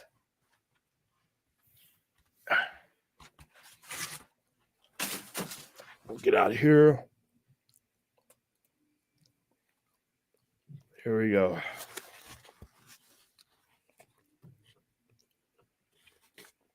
Oops, turkey burger with bacon. And it's thick too. She's got it layered so that it's this way. So it's not so that it can fit in the thing without having to tape it closed. My last burger, we had to tape the thing closed. It was so big. Sister Kim's putting their kids through college. All right, so let's see. Updated story I'm doing with it. I have everybody. There's a lot of Constantine. Sweet Maria. Beyond was already announced. It was delayed. Yeah, I saw already. And we knew it was delayed because of. But now it's really delayed. Really fucked. And that sucks for it because I mean they could have really rode that wave. Now, granted, maybe it might end up being a delay. Might have ended up being for the best anyway. But like a delay to next summer, so they can like give more time and not like work their animators to death. But now it's like, but it's again, yeah, but it's not going to be able to capitalize. It's not going to be able to strike while the iron's hot on how acclaimed Across the Spider-Verse was, which is unfortunate because it was very good. Chappie, are you're what's wrong with Baby Yoda? Well, granted, yeah, the little fucker when he ate those baby spiders, when he ate the baby spiders and almost got them all killed, and ended up killing all the spiders in that cave because they came after him for eating one of their young, which is what any animal or insect would do. Because he has to eat everything. He ate those damn eggs. Remember when he ate the eggs of that lady whose species was, or that lizard lady whose species was going extinct? Here's Baby. You know what? Yeah, Baby Yoda does suck. Change my mind. I got 22 in the numbers. William and Brad. How about what if J.J. Abrams' script for Superman got made into animation? Well, you definitely don't want to see more Nick Cage Superman. I don't want to ever see Nick Cage Superman. And Abrams. I mean, it's like. I mean, if they think there's they can push that, go for it. Abrams is like what has he done since the Rise? Did that really break him that much? Because he's done. No, he's not directing as much. He's a producer. No, yeah, but he really I mean, he had that like 500 million that was on Warner Brothers. That was because they had a bunch of dummies run the company then, and I mean, they made that kind of investment. They got nothing for it. Literally nothing for it. Yeah, he took the money. Yeah, Loaded Fries. Yeah, he took the money. So all right, so let's go. I think. Oh, Loki. Yes, Loki. Oh my goodness. Well, right in the thumbnail, missed minutes. Yeah. Every time this is my favorite Marvel TV show of the MCU ones. Obviously Daredevil, but from the ones that Disney has done. I didn't like the Vision and WandaVision. I wasn't Miss Marvel is okay. I liked Falcon and Winter Soldier. The She-Hulk one, I just lost interest. For the most part, it's been a checkered thing with me when it comes to the Marvel shows. Not Loki. Loki is head over heels some of the best stuff they've done in a very long time. And even when Marvel's ebb is down, while they build up this other thing and the X-Men and this is maintained from season 1 to now, has maintained its high level. I want to punch my fist at every fucking clock I see because of Miss Minutes. He's like, I mean, in that accent, I know a girl that I work with. She's from Oklahoma. I call her Miss Minutes, and I sent her that jump scare thing that they did at the end of season 1, which is like, "Hi y'all," and I remember watching that, and I'm like, "What the fuck?" But this show, the one thing about Loki, you gotta pay attention. You can't. You have to go back and refer to stuff, and that's why YouTube is great, because there's a lot of heavy spoilers. All these guys, they break it down. Emergency Awesome, they break it down for you, so that the stuff that you didn't notice, that you might be like, I don't get that. Why are we talking about who is this Brad guy? And there's a Brad guy in the show, but it's confusing the way he's mixed around in time, and you got to be reminded about the whole time travel aspect and what they're doing, or else it'll confuse the hell out of you. But if you can pay attention and be tutored on that, this show's amazing. Tom Hiddleston. This version of Loki, and I know a lot of people, he's not the villain, where he is at in time and where because remember, he's earlier on. This Loki, and this is not a spoiler alert, this Loki is after the Battle of New York. It's right after, so we're not talking about the Loki in Endgame. We're not talking about our Loki in Infinity War, the Loki after that. We're not talking about that Loki. That's progressed in one way. This is a Loki as if he was plucked out of time right then and there, and he's progressed in another way, which I think is amazing. I love Sophie DiMartino's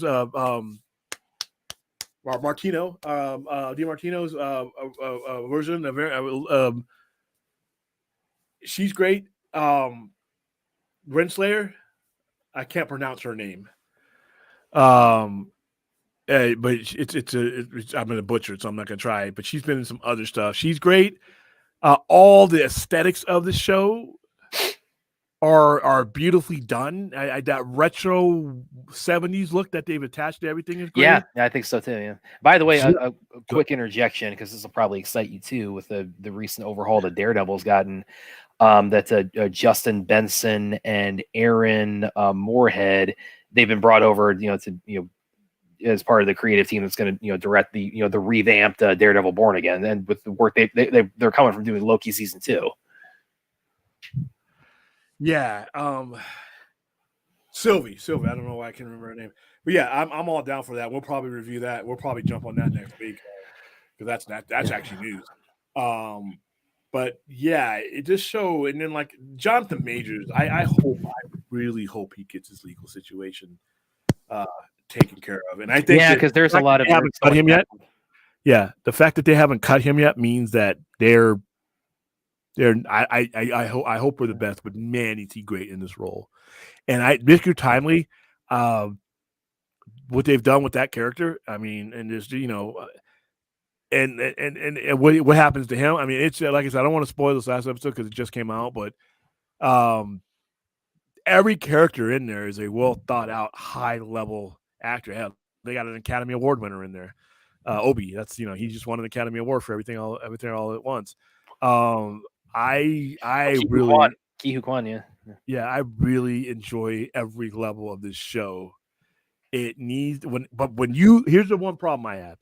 If I look at the thing and it says 55-minute show, give me 55 minutes. Well, yeah, because then the way it's working on streaming services, you got 45 minutes, then you got 1 minute of credit, then you got like 10 minutes of it, like given all like the condensed version of the credits in like 20 different languages. Yeah, I'm like, what?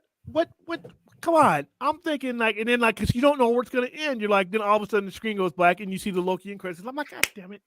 And where it left off this episode, I'm like, damn it. How many episodes? There's only 2 episodes left? Yeah, I'm going to pull it up real quick. That's a problem. That's another problem. I need 8 episodes of Loki, at least. Yes, we got 2 episodes left. But yeah, it's like only 6 episodes. Yeah, that is pretty truncated by last streaming standards. Yeah. It's probably going to be. I think that's probably going to be a lot more commonplace. Yeah, Ravonna Renslayer, but the lady who plays her though, I can't pronounce pronounce her name.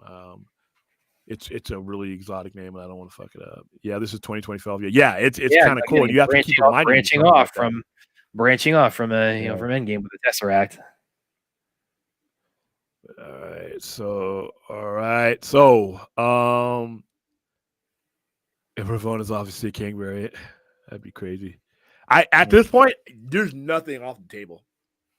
There is nothing off the table. There's nothing off the table. And like I said, the whole way and some of the things that had to happen. This entire series reminds me of the best episode of one of the best episodes of the 11th Doctor, Matt Smith's run, is the Pandorica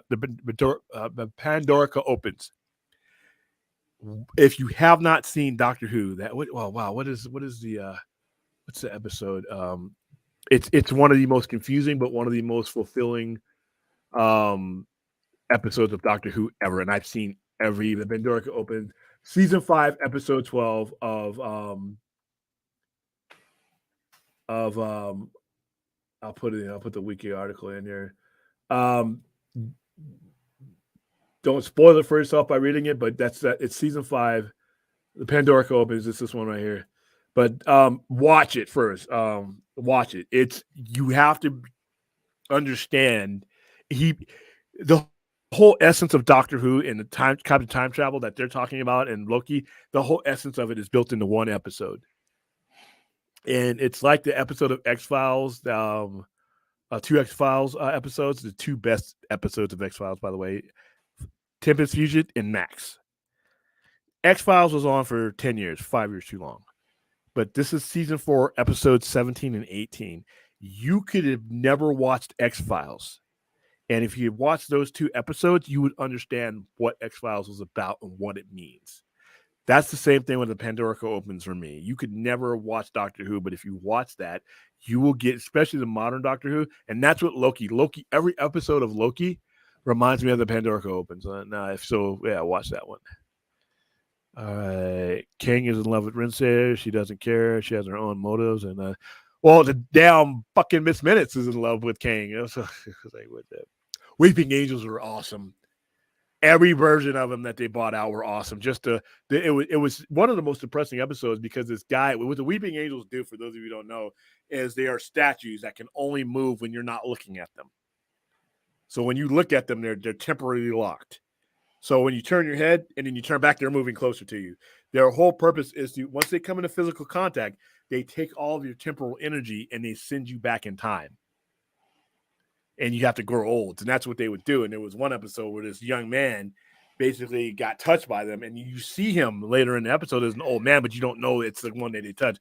And yeah, they're a horrifying episode. And they got they look all crazy and shit when you don't look at them. And then the best scenes with the Weeping Angels was when they would turn out the lights. Because obviously if you can't see them, they're moving towards you. So yeah, that was See, I'm totally an outsider when it comes to Doctor Who. So on X-Files, but I definitely filled me in a little bit of a crash course there. Yeah. She's hilarious. It's like, you'll never be him. But just the way she does it in that accent and the whole cartoonish of it. The Miss Minutes actually becomes very heavily featured. They did King so dirty. Well, King is not done being done yet. So the jury has to maintain is out. Has to maintain, maintains out until you see everything that they're doing. He's probably the most incomplete Marvel character that you're going to have right now because his story is literally being told. And again, it's like in the midst of both a strike and Jonathan Major's legal situation. So it's probably that's what's going to remain until you think Thor will show up. I wouldn't rule it out. I hope it's not Thor: Love and Thunder Thor. Yeah. Jeebus, what's going on, man? Long time no see. I hope everything's going okay with you. All right, so my last topic, I think, is my musical topic, right? I cover it before? Yeah, I think we've got that's the last one. Yeah. This is it. All right, so obviously we had the grunge era, and then we had the post-grunge era, and a lot of these bands, like I said, they didn't go away, even though that was even a band like Soundgarden and Nirvana. They had their main eras, but then like as 1992, 1993, started to come around, a lot of these bands evolved. Um,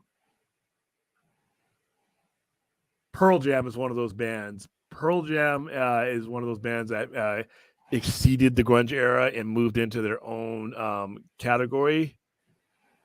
And the album that I chose for this week is, in my opinion, the best Pearl Jam album. 10 is great. I'm not gonna knock 10, but when you talk about an album that has hit after hit after hit and songs that resonate to me as far as some of the things that they achieved in that album. Versus is their best album. Brad wasn't born yet, so Yeah, of course. Bring that up. me. But I did listen to a lot of Pearl Jam growing up. Yeah, and it's 30 years ago. I can't remember. This album came out the summer I went to basic training. For those of you who are Pearl Jam fans, in my opinion, I think you may even agree with me that this is hold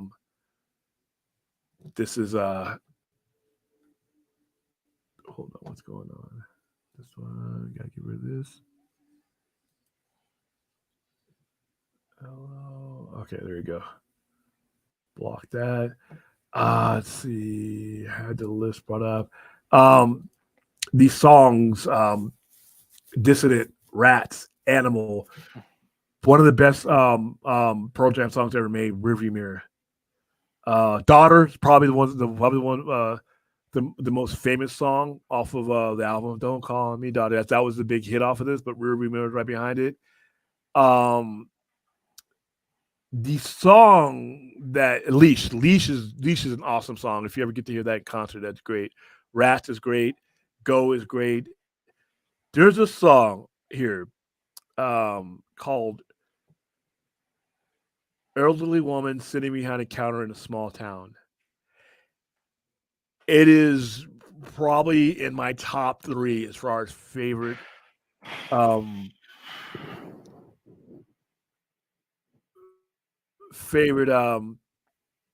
Pearl Jam song. It's a song about reflection, and there's if you ever look at, so those of you who are on Facebook with me or my personal page, you know how you get sometimes you have a quote that back in the day you used to use, and I use this quote everywhere that I have my picture, and it's a lyric in the song that I changed by not changing at all. And that lyric, when I first heard it, it stayed with me, and it's like this song is about people coming and going from a small town and things around this particular person's environment changing while they maintain consistency. And the term, I change by not changing at all. And I think of myself that way. I look at pictures of myself going throughout my entire time. I have roughly the same haircut.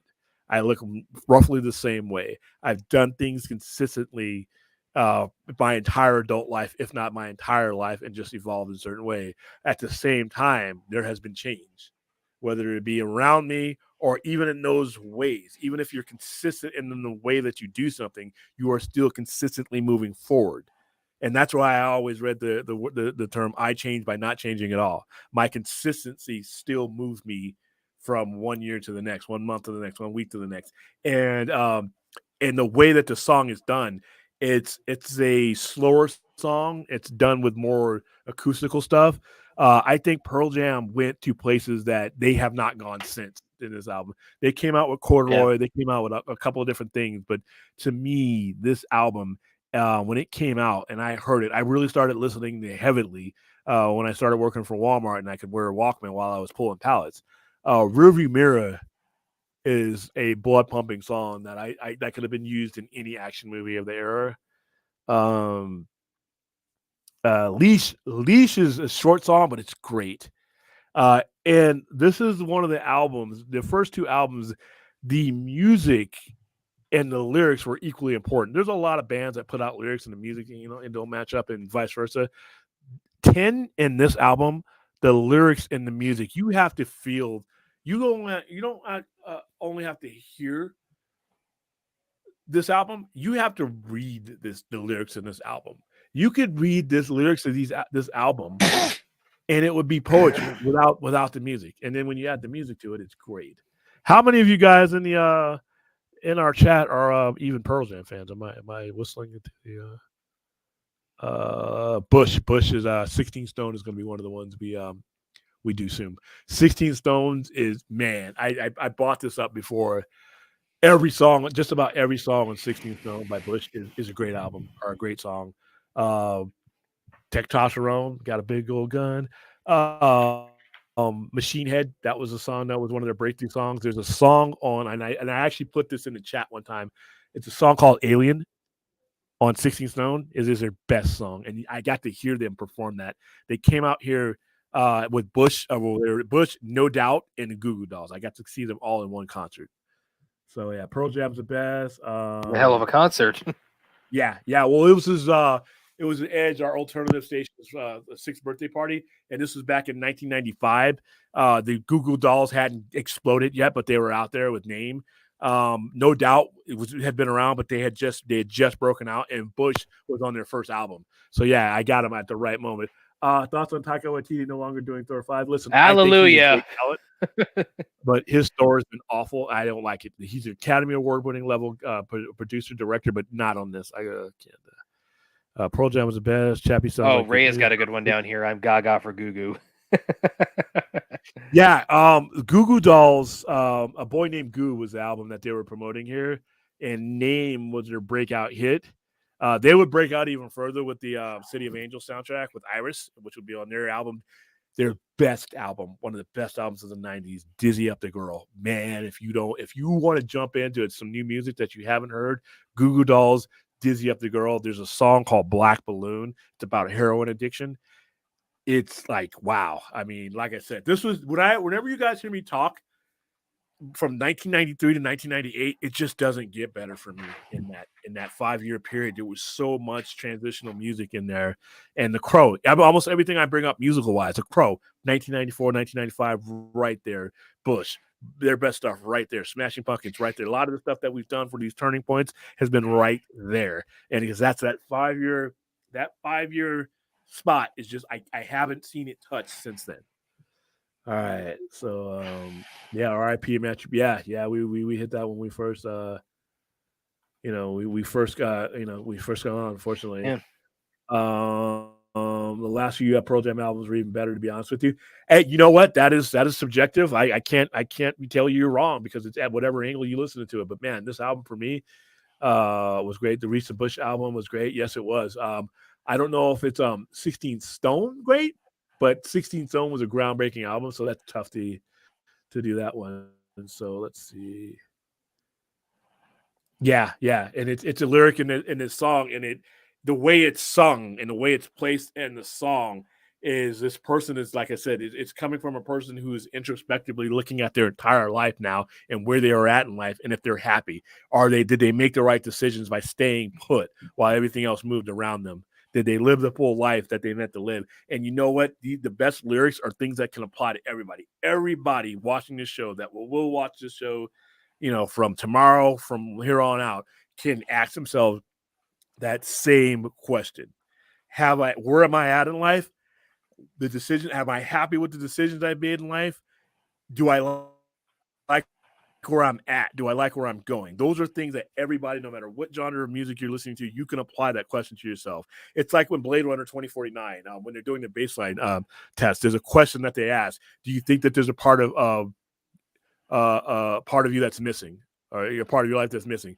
And that's something that everybody can answer and ask themselves. So this, I changed by not changing all, but the song itself is about something that I think anybody, no matter what genre of music you're into, even if you don't listen to the music, and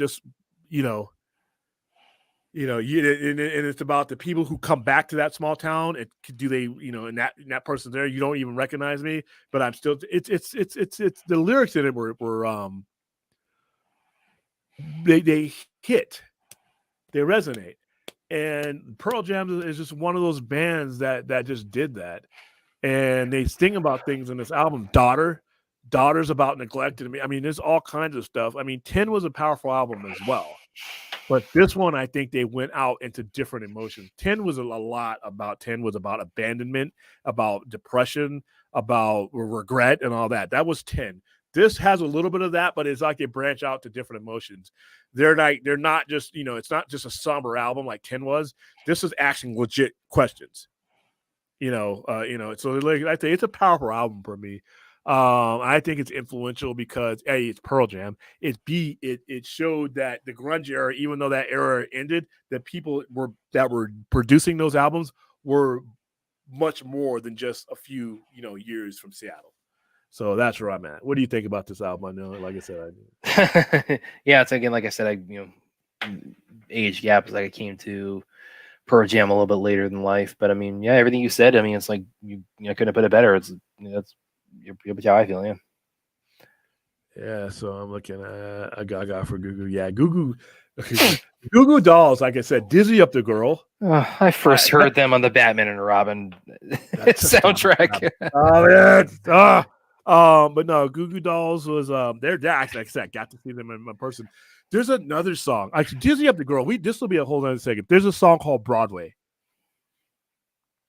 And it's almost the same as the song I'm talking about, small town, old woman, small town.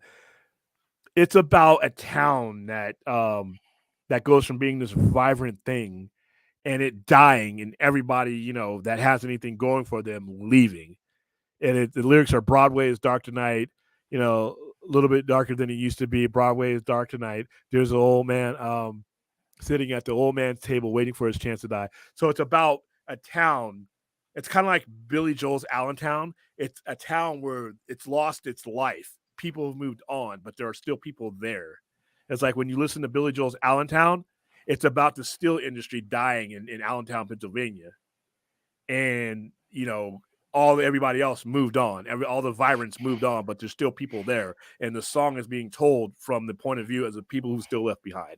So I like I said, I felt it. So, all right, guys, I think we've covered. Did we miss anything? No, although I will bring it back to Constantine real quick because I just found the original article. This is on Get Fan. Oh, well, this is a different art. They're citing the article where it says Constantine 2 is still in the cards. Says director Keanu Reeves and Akiva Goldsman and I have been in meetings and have been hashing out what we think the story is going to be. So that's a little bit more detail there. Yeah, it's this Constantine thing could be Well, again, he's coming off now with such a a run on John Wick, and I mean Keanu's like he's bigger than ever, and he's one of the few celebrities where it's like nobody is like he doesn't age, but also it's like you can't find people who don't like Keanu Reeves, so it's like they got so much. Everybody loves him. No scandals or nothing. Yes, Ray. Yes, actually, you know what? You could go with 10 or this one. I prefer this one. But I think you should, once you're done with this one, they're in two different places. They're when you listen to 10, it's their debut.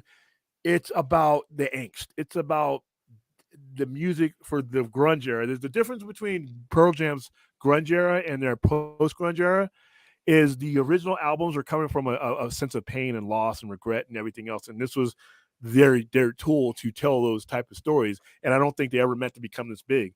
Now, once Versus comes around, they're taking a different look at the world. They're still dealing with some heavy issues, but they're not as narrow. Great music in 10, but this would be the album I would jump on. That's just my personal opinion. But the two albums that came after that were still good too. So yeah, there we go. All right, I think I covered everything. I think we are at 3 hours. I've covered everything. Let's see. If I missed your chat, it wasn't because I was ignoring you. I was just trying to and this was a in terms of like a lot of big events, it was relatively quiet as William says in the description, but yeah, it was, which is I mean it's kind of nice admittedly for that to be the case on Halloween weekend. Yeah, because I am exhausted. I'm starving. I need to go home. I need to rest. I need to shut my eyes and not open them again until the alarm clock goes off. So it's time to watch football. So all right, guys, that's it. It is 11:57. It is literally we're at 3 hours. We've done our job. I have shepherded you, especially those of you on the East Coast, from what was Saturday October 28th, until 2 minutes away from October 29th. My Halloween season, as far as like my activities, are over. And you can probably see the dark bags under my eyes. I really need to go and I need to not get on the computer when I go home. But I know I'm full of shit. I'm tired. I need to go home. I need to get to bed. I'm going to crash, shower, and I'm going to do diving right into my pillow. I'm full of shit. I know I'm not going to do that. I know I'm going to get on the internet. I know that the hamsters that run my mind will not stop.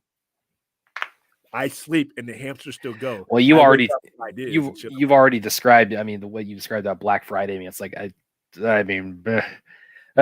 could not handle it like with that kind of ease. It's like, that's easy. Listen, when it comes to retail, I've been in retail. I mean, I was 26-year Home Depot employee. I was a Walmart manager. I've run this place. I literally run this place. I have never taken a breath in my adult life without being the owner of the Sci-Fi Center. I'm 49 now. I opened up my place and actually got the official business license a year later, which I realized I wasn't supposed to do, but the county was different then. I literally was an 18-year-old doing with Black Friday. My first Black Friday in this place was as an 18-year-old. And you know what I did that day? Because it was back in the day. I was in receiving. I unloaded trucks for Walmart. So guess where I was at 5 a.m. Black Friday morning. Ooh. Then I left that Walmart and went down and opened up my store for Black Friday. This is back in the mid-90s. So I've had so many of those to deal with that I've been, and it's just that part of it's simple. You figure out what the trends are, what people are wanting. You load up on that. You load up on some ridiculously cheap stuff to where, it's cool stuff, but it gets people in. You get some stuff. You get some limited stuff that says, hey, you know what? I got limited this. If you get here, if you want to do doorbusters, I try to avoid the doorbusters because I know I can't compete with Targets and Walmarts and Best Buys and all that. But I get that. I know where I'm at on the food chain is what kind of money we can get, and I set myself up for that. I know customers that they've been coming in and they've been like, I need to get this, but I can't afford it right now. Here's my regular stuff. I know what merchandise to move around, and I know who's coming. Like there's a certain Dune poster in here, a framed Dune poster. Every time somebody comes in, he's fighting himself. He's like, I can't do it. But guess what's going to happen on Black Friday? He's going to do it because I'm going to make it so that you can't refuse it. That's easy. That's just the psychology of retail for me. I've been doing it literally longer than I've been an adult. But this other stuff that I was doing this weekend, man, that's just, like I said, there's just so many aspects of live events and live shows that can happen that I have no control over. And it's like I have absolute control over what goes on in here. And I've been doing this so long, I don't know how to not do it. That's the thing. Yeah. I don't. My default reaction for Black Friday, it's like, okay, cool. It's for me. I don't even call it Black Friday. I don't even call it the Christmas season. It's Friday. We call it Get Your Geek a Gift. Oh, okay. That's the program every year we run. It's Get Your Geek a Gift. That's a mouthful, but it starts out get your geek, and when the pandemic goes over, hey, you're alive. So is your geek. Reward them for being alive by getting them so and so and so and so. Or your geek's been good. Get them something for their person cave or whatever, and we'll see it tagalongs. We'll wrap things up and we'll do that. We'll put bundles together, because it's easy for me to think as a customer because I was one as well. I'm like, oh wow, I know this is attractive, but I also know it's a little bit expensive. But when you do Black Friday or when you do Christmas time, you're doing business at a different volume. That's why retail places slash prices, and it doesn't hurt them because when you're doing things at such a volume, the profit is built in. So we can discount a lot of different things and just move it out because, okay, I take I take one of these comics and I pay $12 comic. I make it, a $7 comic, right? Okay, ordinarily that person would just get, would get the normal comic at 12, but that guy's in here. We've eroded that resistance of wow, I shouldn't really be doing it. And we've eroded it. We dropped that comic down and we just chiseled just a little bit so that the water can get through. And once the drops start going through, the dam starts breaking, and there you go. So not too bad. Yeah, but I guess like everybody, Black Friday, again, just a few weeks away now. It's like if you're out Christmas shopping or whatever, it's like people are like, I mean, William is like he's got pretty good setup for being able to just have everything very streamlined while he's doing that. But please, if you're at Walmart, if you're at Kmart, at the mall, be kind to the people working that day, because that is a brutal day for them. Yeah, and the answer on that note, yeah, Aaron, yeah, we see them. They go crazy fighting over TVs and stuff, and I'm like, dude, here's a secret to Black Friday though. People don't realize most of your good savings happen after Black Friday. As much as they make in one day, great Black Friday, they want that consistency throughout the Christmas buying season. That's why most places have a Black Friday 2 or 3, and if you keep your eye out, you're going to get better deals later on, because they want to keep that, and they look at what their sales are, and if their sales aren't what they are, and they want them to be, or they think they can make more, that TV you got, there's a Samsung now that's a better, that's got better stuff than the one, because they framed it in that, oh, it's a Black Friday doorbuster, you got to be here. But if you're paying attention, you can get a lot of cool stuff, if you wait. So, but hey, all right, guys, all right, it is time for me to go. Brad, where can they find you? You guys can find me on Twitter and Vero, also somewhat on Facebook, and find my writing on Kung Fu Kingdom and Screen Rant. And you can find me here on Saturdays and a little bit during the week now. All right, you can find me at the Sci-Fi Center if you can't. I mean, like I said, you don't have to dox me. I this is where I'm at. And I had people because William brought up my kind of my martial arts side of my life. Yeah. Like, oh yeah, it's like interesting you bring that up. It's like I had a few people, like I had Aaron mention the comments. Oh yeah, I've been training a really long time too. So I love connecting with people that are that's because that's my genre and that's my kind of lifestyle. So I love connecting with people who share that interest too. So it's great to be able to integrate that with the Sci-Fi Center streams. Cool. Everybody was Kung Fu. All right, God, we're gonna get so much of that in the Highlander. Oh, I can't wait. Not that song. That song better not. Well, not that song, but I mean just the act of that with swords. All right. So as I said at the beginning of the show, listen, wow. Life, the whole thing is, I just don't think we appreciate just how thinly we are tethered to this reality, this existence. So many things can take us off, including ourselves. And like I said before, and I'll say it again, while you're going through this thought process of what you're doing, think about the hole in the lives of the people you're going to leave behind. And if there's a hole in their lives, that means you mean something. That means you matter. Think about if you start thinking about the people who are going to be left behind, one way or another, somebody, I don't care, the biggest wretches in the world has somebody out there that's thinking about them. How would you feel with that hole? I mean, like I said, I know that's not the cure for whatever mental illness ails you, but it should give you pause. Should give you pause long enough to dial 988 Suicide and Crisis Lifeline 24/7, call, text, or chat. We've seen just today, we've covered 3 deaths at the beginning of the show. It's not easy, even without suicide. It's not easy hanging around here. At age 54, 80, 81, we brought back up again Stephen Bot's Twitch from Elder Jizzers, 40 years old. Jason David Frank, 40 years old, or 49 years old, would have turned 50. All the people that we thought of, every one of those people were dealing with something, but now the people left behind have to deal with it. How much do you care about those people? Do you care enough to get help? Or can you get the help? And if you cannot, and if it is beyond your ability because it is an illness, then I implore the people around these people, if you see something, if you see any change, throw them this lifeline. At the very least, let them know that you saw a change and that, hey, you're not just wandering through life with a meaningless existence. You noticed that I've seen a change in your demeanor. Are you okay? You know what? I've seen people and interacted with people where just those few words turned the trajectory. Somebody noticed me today. Somebody cared about what I was going through today. So there you go. All right, 100%. Yeah. All right, guys.